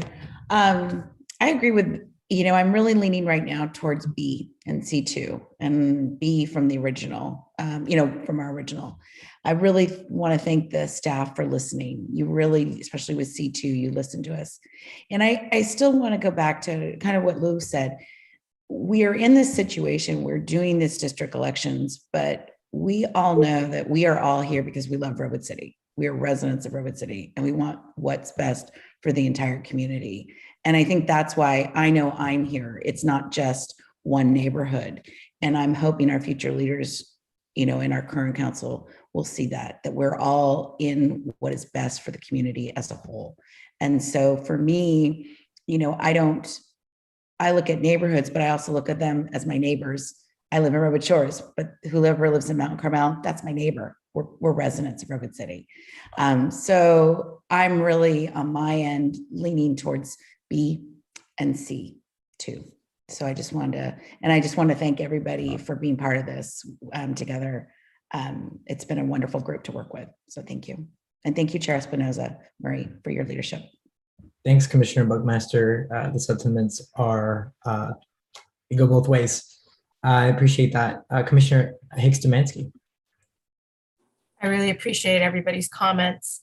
I thought we were going to be a little further along by now, and when I raised my hand, I was going to suggest that we eliminate map D for consideration, because I think most of the criteria and considerations we've been talking about happen in either B or C2. I actually like B a lot, although I live right there at Redwood Junction, and you can see there's 1, 2, 3, 4 neighborhoods that converge in that one spot. And in every single map, my neighborhood is drawn, my extended neighborhood is drawn either to one side or another, or adding me to people that I have never traditionally been in my neighborhood. But I'm okay with that, because the reason I like the idea of eliminating D is I think D is the minimal change map. And I think I'm not going to say this very eloquently, but we're kind of past minimal changes right now. A lot has happened. And the traditional neighborhoods are also evolving. And I just don't think that map D serves the purposes of what we were charged to do here and for our recommendations. So I also support consideration of A, B, and C2, but not D. Commissioner Domansky, you're welcome to make a motion if you so please. I think we should have more comments first. I'm referring to your comment on map D. Okay, then I'd like to make a motion that we remove map D from consideration. Second. We all seconded. Okay, well, I guess that solves that. All right, it has been moved and properly seconded that we remove map D from consideration. Is there any debate or discussion? If I may, Chair, just get clarification. I understand who made the motion, but who are you accepting as a second? Both Commissioner Selk and Buckmaster made the motion simultaneously, so toss a coin. Commissioner Selk, sorry, you had your hand up, so I'll just. Right, actually, I was gonna say that I was originally thinking to get rid of D as well, and was gonna make that motion myself. So there we go. All right, so it's moved and properly seconded. Vice Chair Lacefield. No, actually, this is for when this is finished. Okay. All right. So I'll ask that you just withhold your hand until we move to this next item. Is there any debate or discussion on this motion? Seeing none, let's proceed to vote. If Management Analyst Kimberly Daniel will help us with roll call. Thank you, Chair. Committee Member Buckmaster. Yes. Member Pena. Yes. Member Covey. Yes. Member Gardner. Yes. Member Gasparini. Yes. Member Brown. Okay. Member Chaudhry. Yes. Member Hicks-Domansky. Yes. Member Selk, Yes. Vice Chair Lacefield, Yes. and Chair Espinoza-Murray. Yes. The motion passes 10-0 with Member Brown abstaining to eliminate Plan D from consideration. Thank you. Let the record reflect, we are removing Plan D from consideration. So we still have Plan A, Plan B, and C2. I've heard from comments that B and C2 should probably move forward to consideration. It seems to be consensus around that. If there is a motion to proceed with moving those two maps as the recommended maps to the committee, we can do that. So Vice Chair Lacefield. Well, I was going to propose that we remove A, but moving B and C2 forward is exactly the same thing. So I would like to propose that we move B and C2 forward. Thank you, Vice Chair. Is there a second? Second. It has been seconded by Commissioner Buckmaster. She beat y'all to the punch. So it has been moved and properly seconded that we propose to recommend map B and C2 to the City Council. Is there any debate or discussion? Commissioner Selk. Is there any benefit to recommending one of those? I mean, I guess what I'm asking the committee is, does everyone feel better selecting two, or do people want to sort of take a stand and choose one to have the City Council like really say this is what we feel strongly about? And I actually could go either way. I see arguments for both, saying the City Council, actually, this is the one we think is best for our city at this point, and they can reject it anyway. I didn't know if there would be but I could also see the argument of having the City Council look at the two with the differences and have their own conversation. And I actually can go either way. So I wanted, when you say other comments or discussion, that I'd love to hear a few people's opinions on that idea. Totally valid, Commissioner Selk. And if anyone wants to respond to Commissioner Selk's current comments, I would ask that you raise your hand now. I'd like to agree with her. I wanted to see some comments about those two to see what the passion is, or is it just something on the map that they're responding to? Yeah, thank you, Commissioner Brown. Anyone else have, Commissioner Lacefield, do you have a comment specifically responding to Commissioner Selk? Well, specifically responding to Commissioner Brown, actually, the reason that I would like to move both of those forward is because there is the issue about including just basically where the Emerald Hills gets cut. Does it go this way or does it go that way? And I like having those two options be presented because they're the only ones that have significant differences left, really. Thank you, Vice Chair Lacefield. I do have a comment to respond to Commissioner Selk, and I do have a slightly stronger preference for map B because it keeps Mount Carmel and Eagle Hill together, while C2 splits those two areas, Mount Carmel into three, and also there's another area in downtown that also split into three. And I'm not in favor of splitting communities in three ways. One is plenty. So I do have a slight preference, but I will support what this commission would like to recommend to the City Council. So thanks, Commissioner Selk, for bringing that point up. Anyone else want to respond to Commissioner Selk's comment? Yeah, Commissioner Gardner, I'm so sorry if you had your hand up for that reason. Yeah, I do, but anyway, it's fine. I don't know if this is kosher or a thing that we can do, but my idea is we send forth both maps, but each member says which one they prefer. So we basically do both things where we're not just picking one. We say, we think, as a committee, we think these two maps, and this set of committee members prefers this map, and this set of committee members prefers this map. So I guess have our cake and eat it too. I don't know if that's like a kosher thing that we can do or not, but that's my idea. So technically we can submit both and then rank them based on how we want to do that. So that could be a second motion presented after the motion passes or fails, right, to pass both forward. So we're able to make that motion to do that. And if you want to make the motion after this motion passes or fails, you're welcome to do that. Thanks, Commissioner Gardner. Veronica? You actually said exactly what I was going to offer as a legal alternative to moving forward and providing a preference to a map. So thank you, Chair. Thank you, Veronica. Appreciate that. All right. Is there any further debate or discussion on moving forward with two maps, map B and map C2?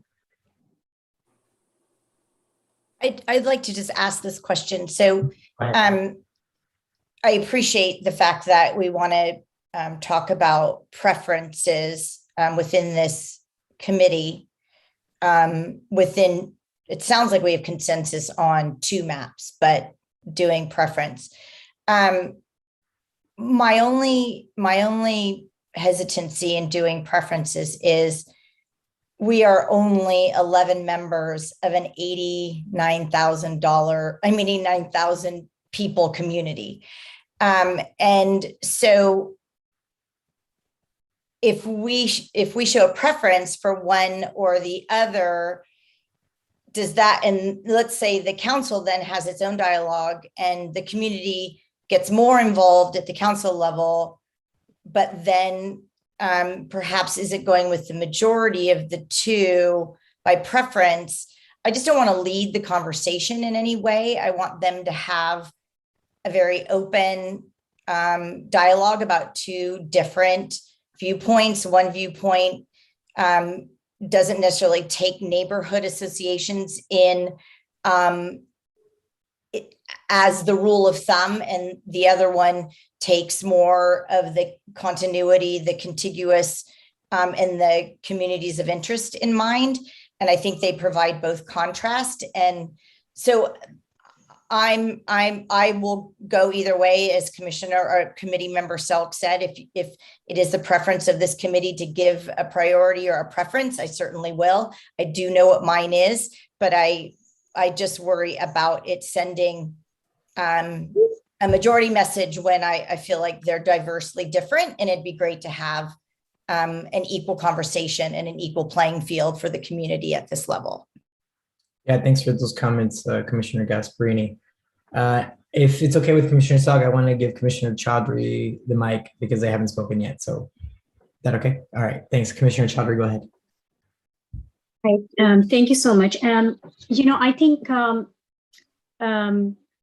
Commissioner Gasparini, she made like a really good point, and I kind of, I'm also listening in, and I think at this point, I just got a feeling that there is probably a bit too much focus on neighborhood, voices. That is obviously one way of like determining like community of interest. There is some public testimony which kind of focused on school districts as well. And just because we do not see those lines right now on this on these plans, we don't know like how many ways we are dividing those districts, for instance, in these two choices that we have remaining right now. So I personally feel like just going with just picking up one plan, just kind of like focused entirely, or not entirely, but have a strong focus on just neighborhood composition.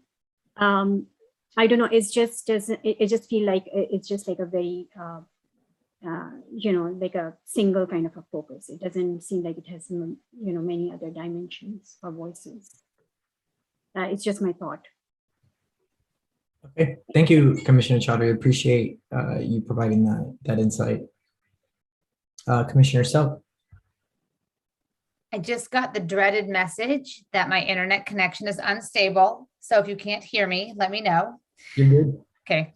As I was listening, to the last few comments, I'm thinking that I would like to be either unanimously giving 2 or unanimously giving 1. I'd like us to stand all together and not separate us by personal preference.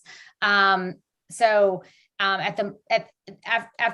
listening and thinking about, if we hand them 2 but by preference, then all of a sudden it feels like we're not, as a committee, sort of making a stand together. And I'd like to stand together, either 1 or stand together with 2 without a preference. That's where I'm feeling. So if we want to do 2, then I think we've done it. We've gotten to 2. So Commissioner Stout, I appreciate your comments. I just know that the work plan that we have from the council doesn't require us to do anything unanimously. It's just a majority vote. But I know it's a nice to have. I just want to point that out, that it is a. Oh, right. I actually didn't mean unanimous like 11 0. Gotcha. I didn't. Okay. Yeah, I just meant that as a unit, like we are voting for either 1 or we're voting for either 2. Not that we're like gonna now rank them. Okay. Does that make sense? Yes, I see what you're saying. So the motion now is that we vote on 2 and recommending 2 with no preference, right? With no, we can then have another motion to do it or not do it and vote that down. So we'll stick to this one. All right. So we'll move on. Commissioner Brown. Yeah, could you just, based on that last comment, when the council get this, will they just see what we recommend, or does Sophie has an opportunity to present a larger package? I'm not sure I understand that process. Thanks. Yeah, so the city council will see what we recommend, and they'll also be able to see any of the other maps that have been submitted or request a new map. So the city council has multiple options in terms of deciding on a map. Ours will just be the recommendation as an advisory committee, but they will have full access to any other maps that were submitted, and can even request our redistricting partners to draw another map for them to review.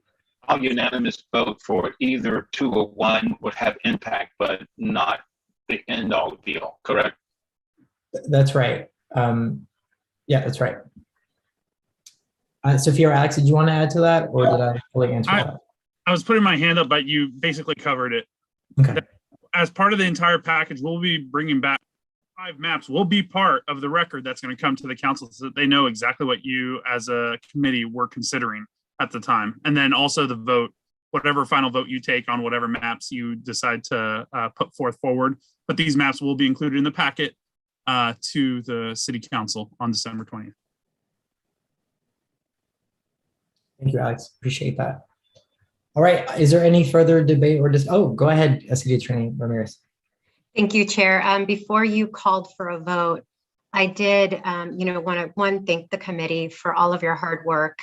This has been a lot and has been an amazing community effort that you have gone out and gotten testimony from folks.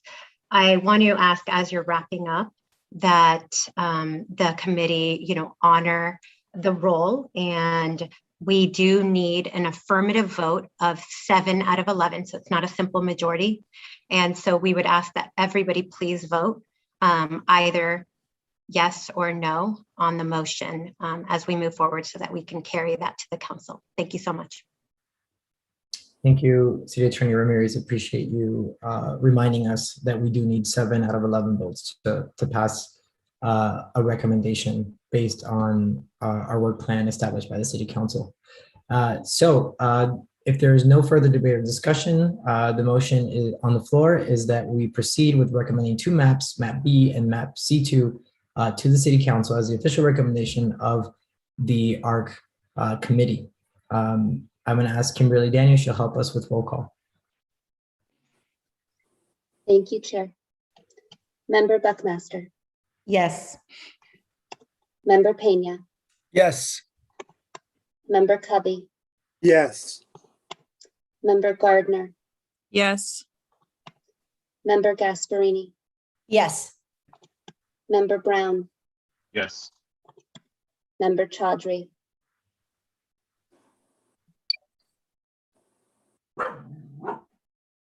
Member Chaudhry.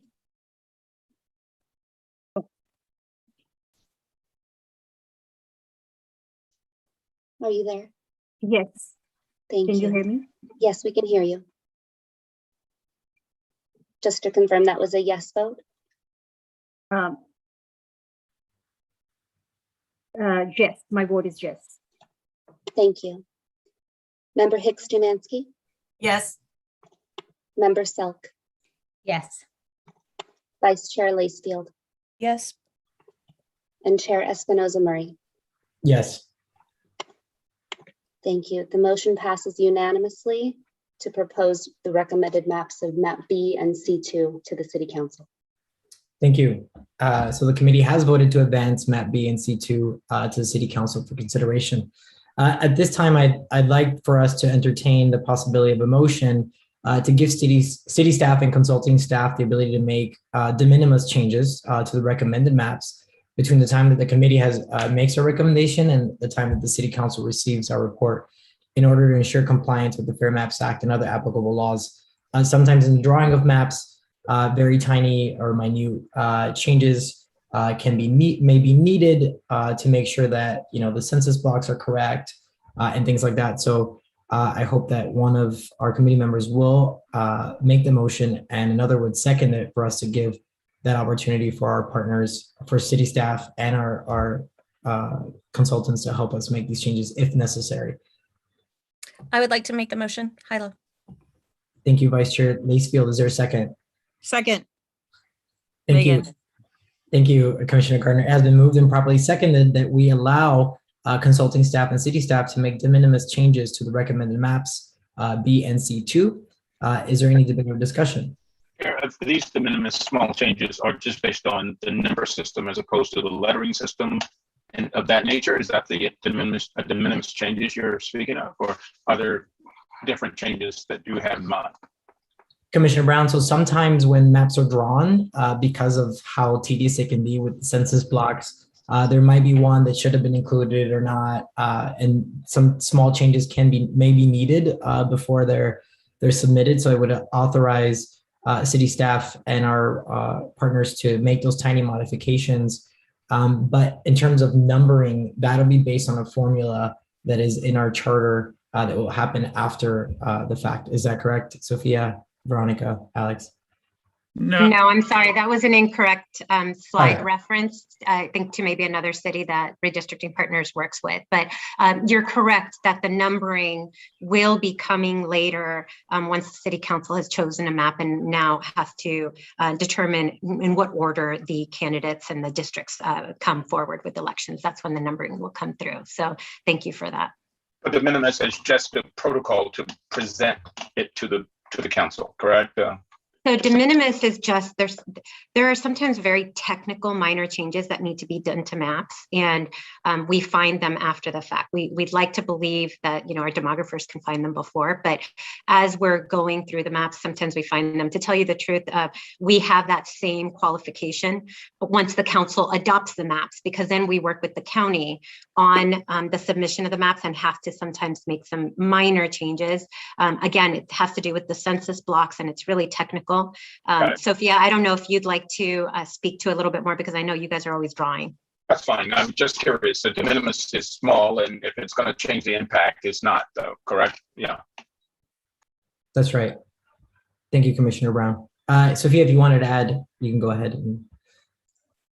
Oh, no, I think your attorney has spoke about it clearly, and I made that change to the PowerPoint. Thank you for catching that. Yeah, the sequencing will be done by your council after they pass a final plan. So that is a different process than any small change that we would make before the map would be moved forward. Thanks, Sophia. Is there any further debate or discussion? Okay, so the motion on the floor is that we authorize city staff and consulting staff to make de minimis changes to the recommended maps that this committee has chosen. Pamela, if you'll, Kimberly, if you'll help us with roll call. Thank you so much, Chair. Member Beckmaster. Yes. Member Pena. Yes. Member Covey. Yes. Member Gardner. Yes. Member Gasparini. Yes. Member Brown. Yes. Member Chaudhry, Yes. Member Hicks Dumansky, Yes. Member Selk, Yes. Vice Chair Lacefield, Yes. and Chair Espinoza Murray. Yes. The motion passes unanimously. Thank you. So we are now authorizing city staff and consulting staff to make de minimis changes to the recommended maps. Thank you all for the vote. There was also the idea presented that we possibly rank the two maps before we present them to the city council. If that's something what we want to do, someone can go ahead and make the motion. B is my preference. Thank you. Commissioner Gardner? I still think that we should at least do this. I understand people, want to kind of just have it as two, but we have done a lot of this work, and we're the ones that have been like down in the trenches working with these maps. And there might be like a slight preference, and it might come out that it is like 50-50, maybe half of us like one of the maps and half of us like the other. And I also think that we should basically, you should have three options, like it's B and C, D and C2, D and C2. The options are no, B and C. B and C2. I'm so sorry. It's getting You're so good. late. The options would be that everyone should either say, I prefer B, I prefer C, I have no preference. I still think that should happen. But if no one else thinks that should happen, then we won't do it. So I move that each committee member expresses rank the maps, either the first map, the second map, or equal, and present that along with the maps to the city council. Thanks, Commissioner Gardner, for that motion. So the motion is that we rank our maps by preference or no preference. Is there a second? I'll second it, Lisa Hicks. Thank you, Commissioner Hicks-Mansky. Has been moved and properly seconded that we rank our maps as by preference or by no preference. Any debate or discussion?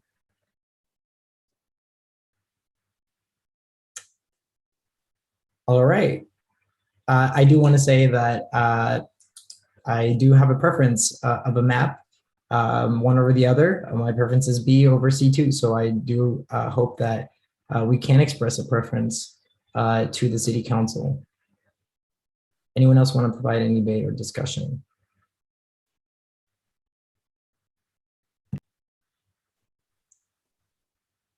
I was also leaning toward I was leaning towards C2 at the beginning because B cut those neighborhoods in several sections, Mount Carmel and the others. But in the overall preserving of neighborhoods, C2 preserves 8 and B preserves 6. So I thought, well, maybe Mount Carmel and Eagle Hill have to be the ones that are sacrificial lambs so that we can preserve more of the other neighborhoods, right? But really, for me, that's the only distinction. I really have no strong feeling more of B towards C. Thank you, Commissioner Pena. I started off the same way as you, but then seeing the map that two areas were split 3 ways convinced me to go in the other direction of preferring B over C2, even though there are only 6 split neighborhoods in B. They're not split 3 ways like we see in some of C2. But I totally see your point. I was switching back and forth in my head, so I finally decided that I would go with B for a slight preference for not splitting neighborhoods into 3. Commissioner Gasparini. Just a point of process. I'll vote no to the motion because I don't want to give either of those 3 preferences, or I'm just voting no to the motion. So I'm asking for a point of clarification. So if the motion passes, then there'll be a second round. Then each person will be required to give an A, B, or no preference. But right now we're discussing whether or not the motion itself passes. Just point of clarification. Yeah, so the motion on the floor is that we rank or express no preference. So you would state in order in which you prefer, and management analyst Kimberly will help us establish that rank. So the ones that receive more preference. So for example, if map B gets 8 as number 1 and map C gets 5 as number 1, then there is a preference for map B versus map C. If no preference has a majority of the vote or most of the vote, then the motion would pass as of no preference. So we would continue with no preference. And correct me if I'm wrong, City Attorney Ramirez or Alex. You know, I think Committee Member Gasparini asked a good question. I think it can be done either way. And so it just has to be clear as to what the motion and second were intending. Were they intending first to get a committee consensus on whether to rank, or are they asking to rank? And in which case, Chair, the way you laid it out is there. But I will say that I also was unclear about that. Thank you. Thank you for pointing that out. I will allow the maker of the motion, Commissioner Gardner, to clarify for us. I was making a motion that we should, like, the way that Gasparini asked, that first we vote whether or not we should vote, and then we vote.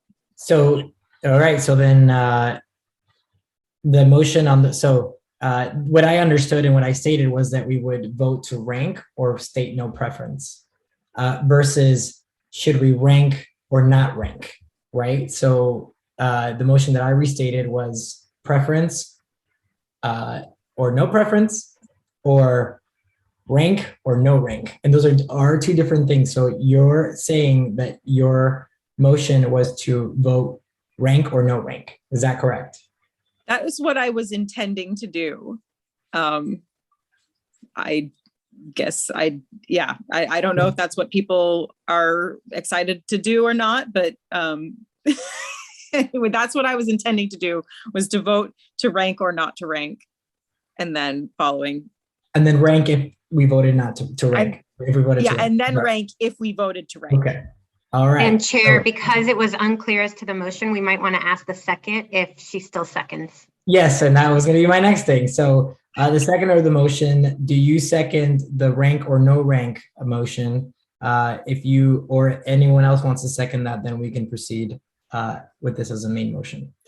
And I believe it was Commissioner Hicks-Domansky, or was I thought I was seconding the vote on whether or not we would express a preference, what Megan's original motion was. Okay, so the motion on the floor is that we vote to rank or not rank the maps. If this motion passes, we will then proceed to ranking our preferences for the City Council. If it fails, we will not, and we will submit both maps of equal level of B and C2 to the City Council. Is there any further debate or discussion now with that clarifying question? Wait a minute, a point of clarification. No matter what, we're still going to submit 2 maps.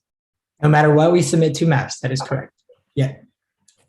So any further debate or discussion? So all of the maps are off the table except B and C2. Is that correct? Right now, technically, no. Technically, we're voting to pass B and C2. However, map A still continues. And if someone wants to make a motion to proceed with A, we can technically do that. So that is a possibility. All right. So is there any further debate, discussion, or questions on the motion? Seeing none, I'm going to ask Management Analyst Kimberly Daniel to help us with roll call. Thank you, Chair. Member Buckmaster. No. Member Pena. Yes. Member Covey. No. Member Gardner. Yes. Member Gasparini. No. Member Brown. Based on my understanding, I'll say no. Member Chaudhry. No. Member Hicks Jumansky, Yes. Member Selk, No. Vice Chair Lacefield, No. and Chair Espinoza Murray. Yes.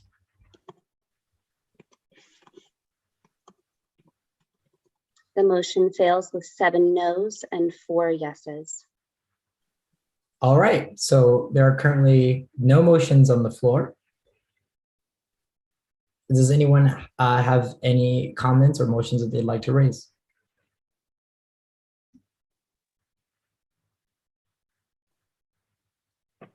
Okay. I just want to say that I really did specifically I didn't want to force people to vote if they didn't want to vote, which is why I was trying to say it the way that I did. And so since the committee clearly doesn't want to vote, I'm glad that we did it that way rather than forcing a vote. Thank you, Commissioner Berner, for that clarification. All right, so now we'll move to item number 6 on the agenda, which is matters of committee interest. I will now ask if any members of the committee have any matters they would like to address. Is there anyone want? Yeah, Commissioner Hicks Jumansky. I just had I think this is our last official meeting, but Yes. Doesn't the city council want us present when they're deliberating this? Yes. I think it's the 6th of December. It's been moved to the 20th of December, and Vice Chair Hayesfield and myself will be presenting. Okay, but we can be there to support you. Totally. Everyone's welcome. It's going to be a big party. Thank you. Commissioner Chaudhry. Thank you. I just wanted to kind of express that, I'm not necessarily kind of like agree with with some of the wording of preferences. From where I stand, I see it as a recommendation to, to the next level who's be looking at it. It's just like a few recommendations for them to review. I wasn't like really sure why we need to like have preferences attached to like which one we prefer, because I think it's just what we have here is basically like based on data and then public testimony. I don't think it's like a personal preference of this committee as such. We did kind of look at few things and we did request to like look at the data differently. But I think at the end of the day, it's more of a recommendation than preference. At least that's what I think. Yeah, thanks, Commissioner Chaudhry. So there is no preference being stated. Both maps are being recommended equally to the City Council. Does anyone else want to provide any comment from the committee? Go ahead, Commissioner Selk. I just want to say thank you. I don't know if we'll ever meet again in this configuration. And thank you to Sophia. It was phenomenal to hear each time all the things you said. And I've been following, I'm from LA, and so I've been following the Los Angeles redistricting, and I'm like just blown away by the work that has to be done in a larger city that's like a country. And so our little microcosm, I've been just so impressed with the respect. I loved tonight and all of our motions and thinking and listening to everyone. And thank you, Megan, for bringing up a hard thing for us to do at the end. I really appreciated that. So that's all I want to say. Thanks. I look forward to meeting you all in person. Thank you, Commissioner Selk.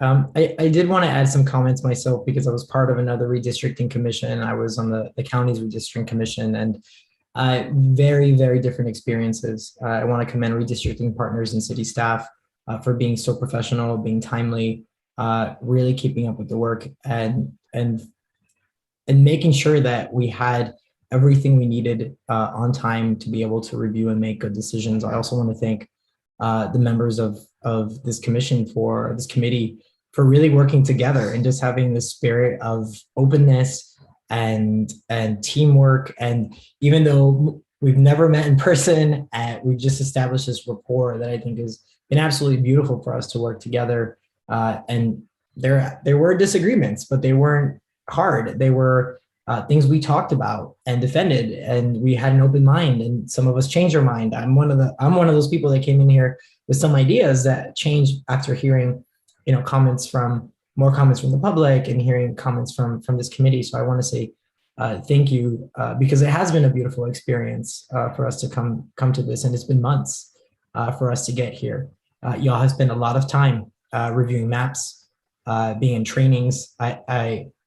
I feel like I'm an expert in redistricting now. The amount of times that I've been in the trainings to the community, and just hearing how the community cares about, or how the city cares about their communities and the issues that they care about. I really love this experience, and I want to say thank you to all of you for taking part in this experience with me. So thanks. Commissioner Gasparini and then Commissioner Brown.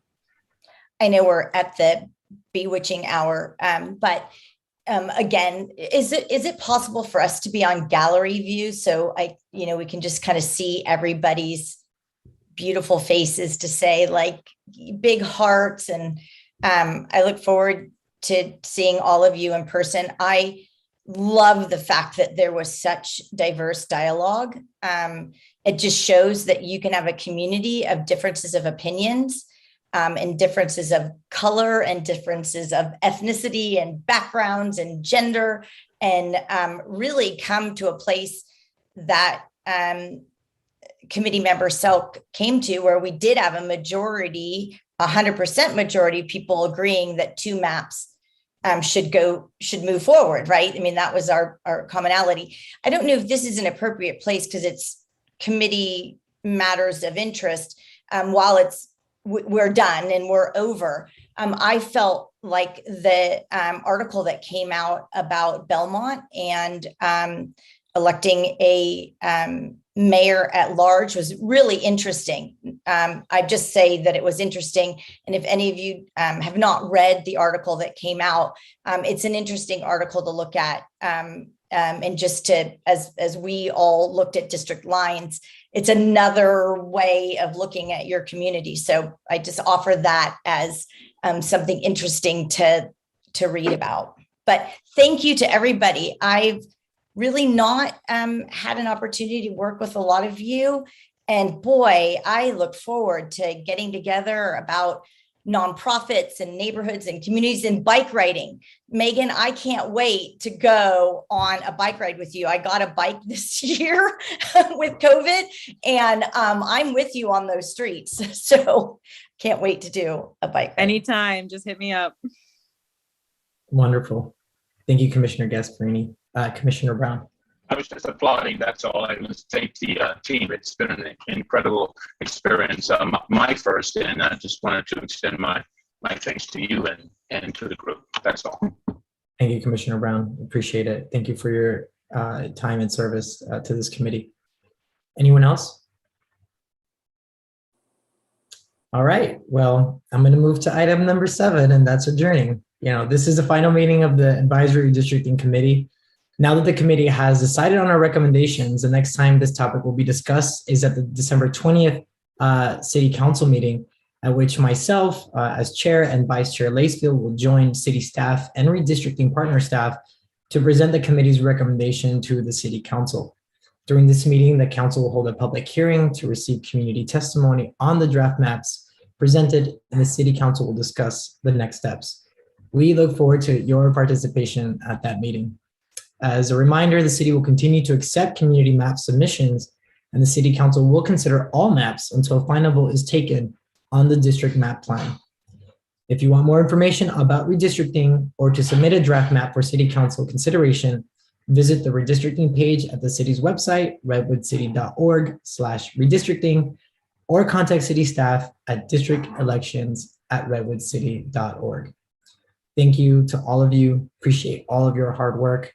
I am sad this is our last time together as a team, but thank you for everything you've done, and I wish you all a good night. And with that, this meeting is adjourned. Good night, everybody. Thank you. Good night. Good night. Good night. Thank you so much. Great job.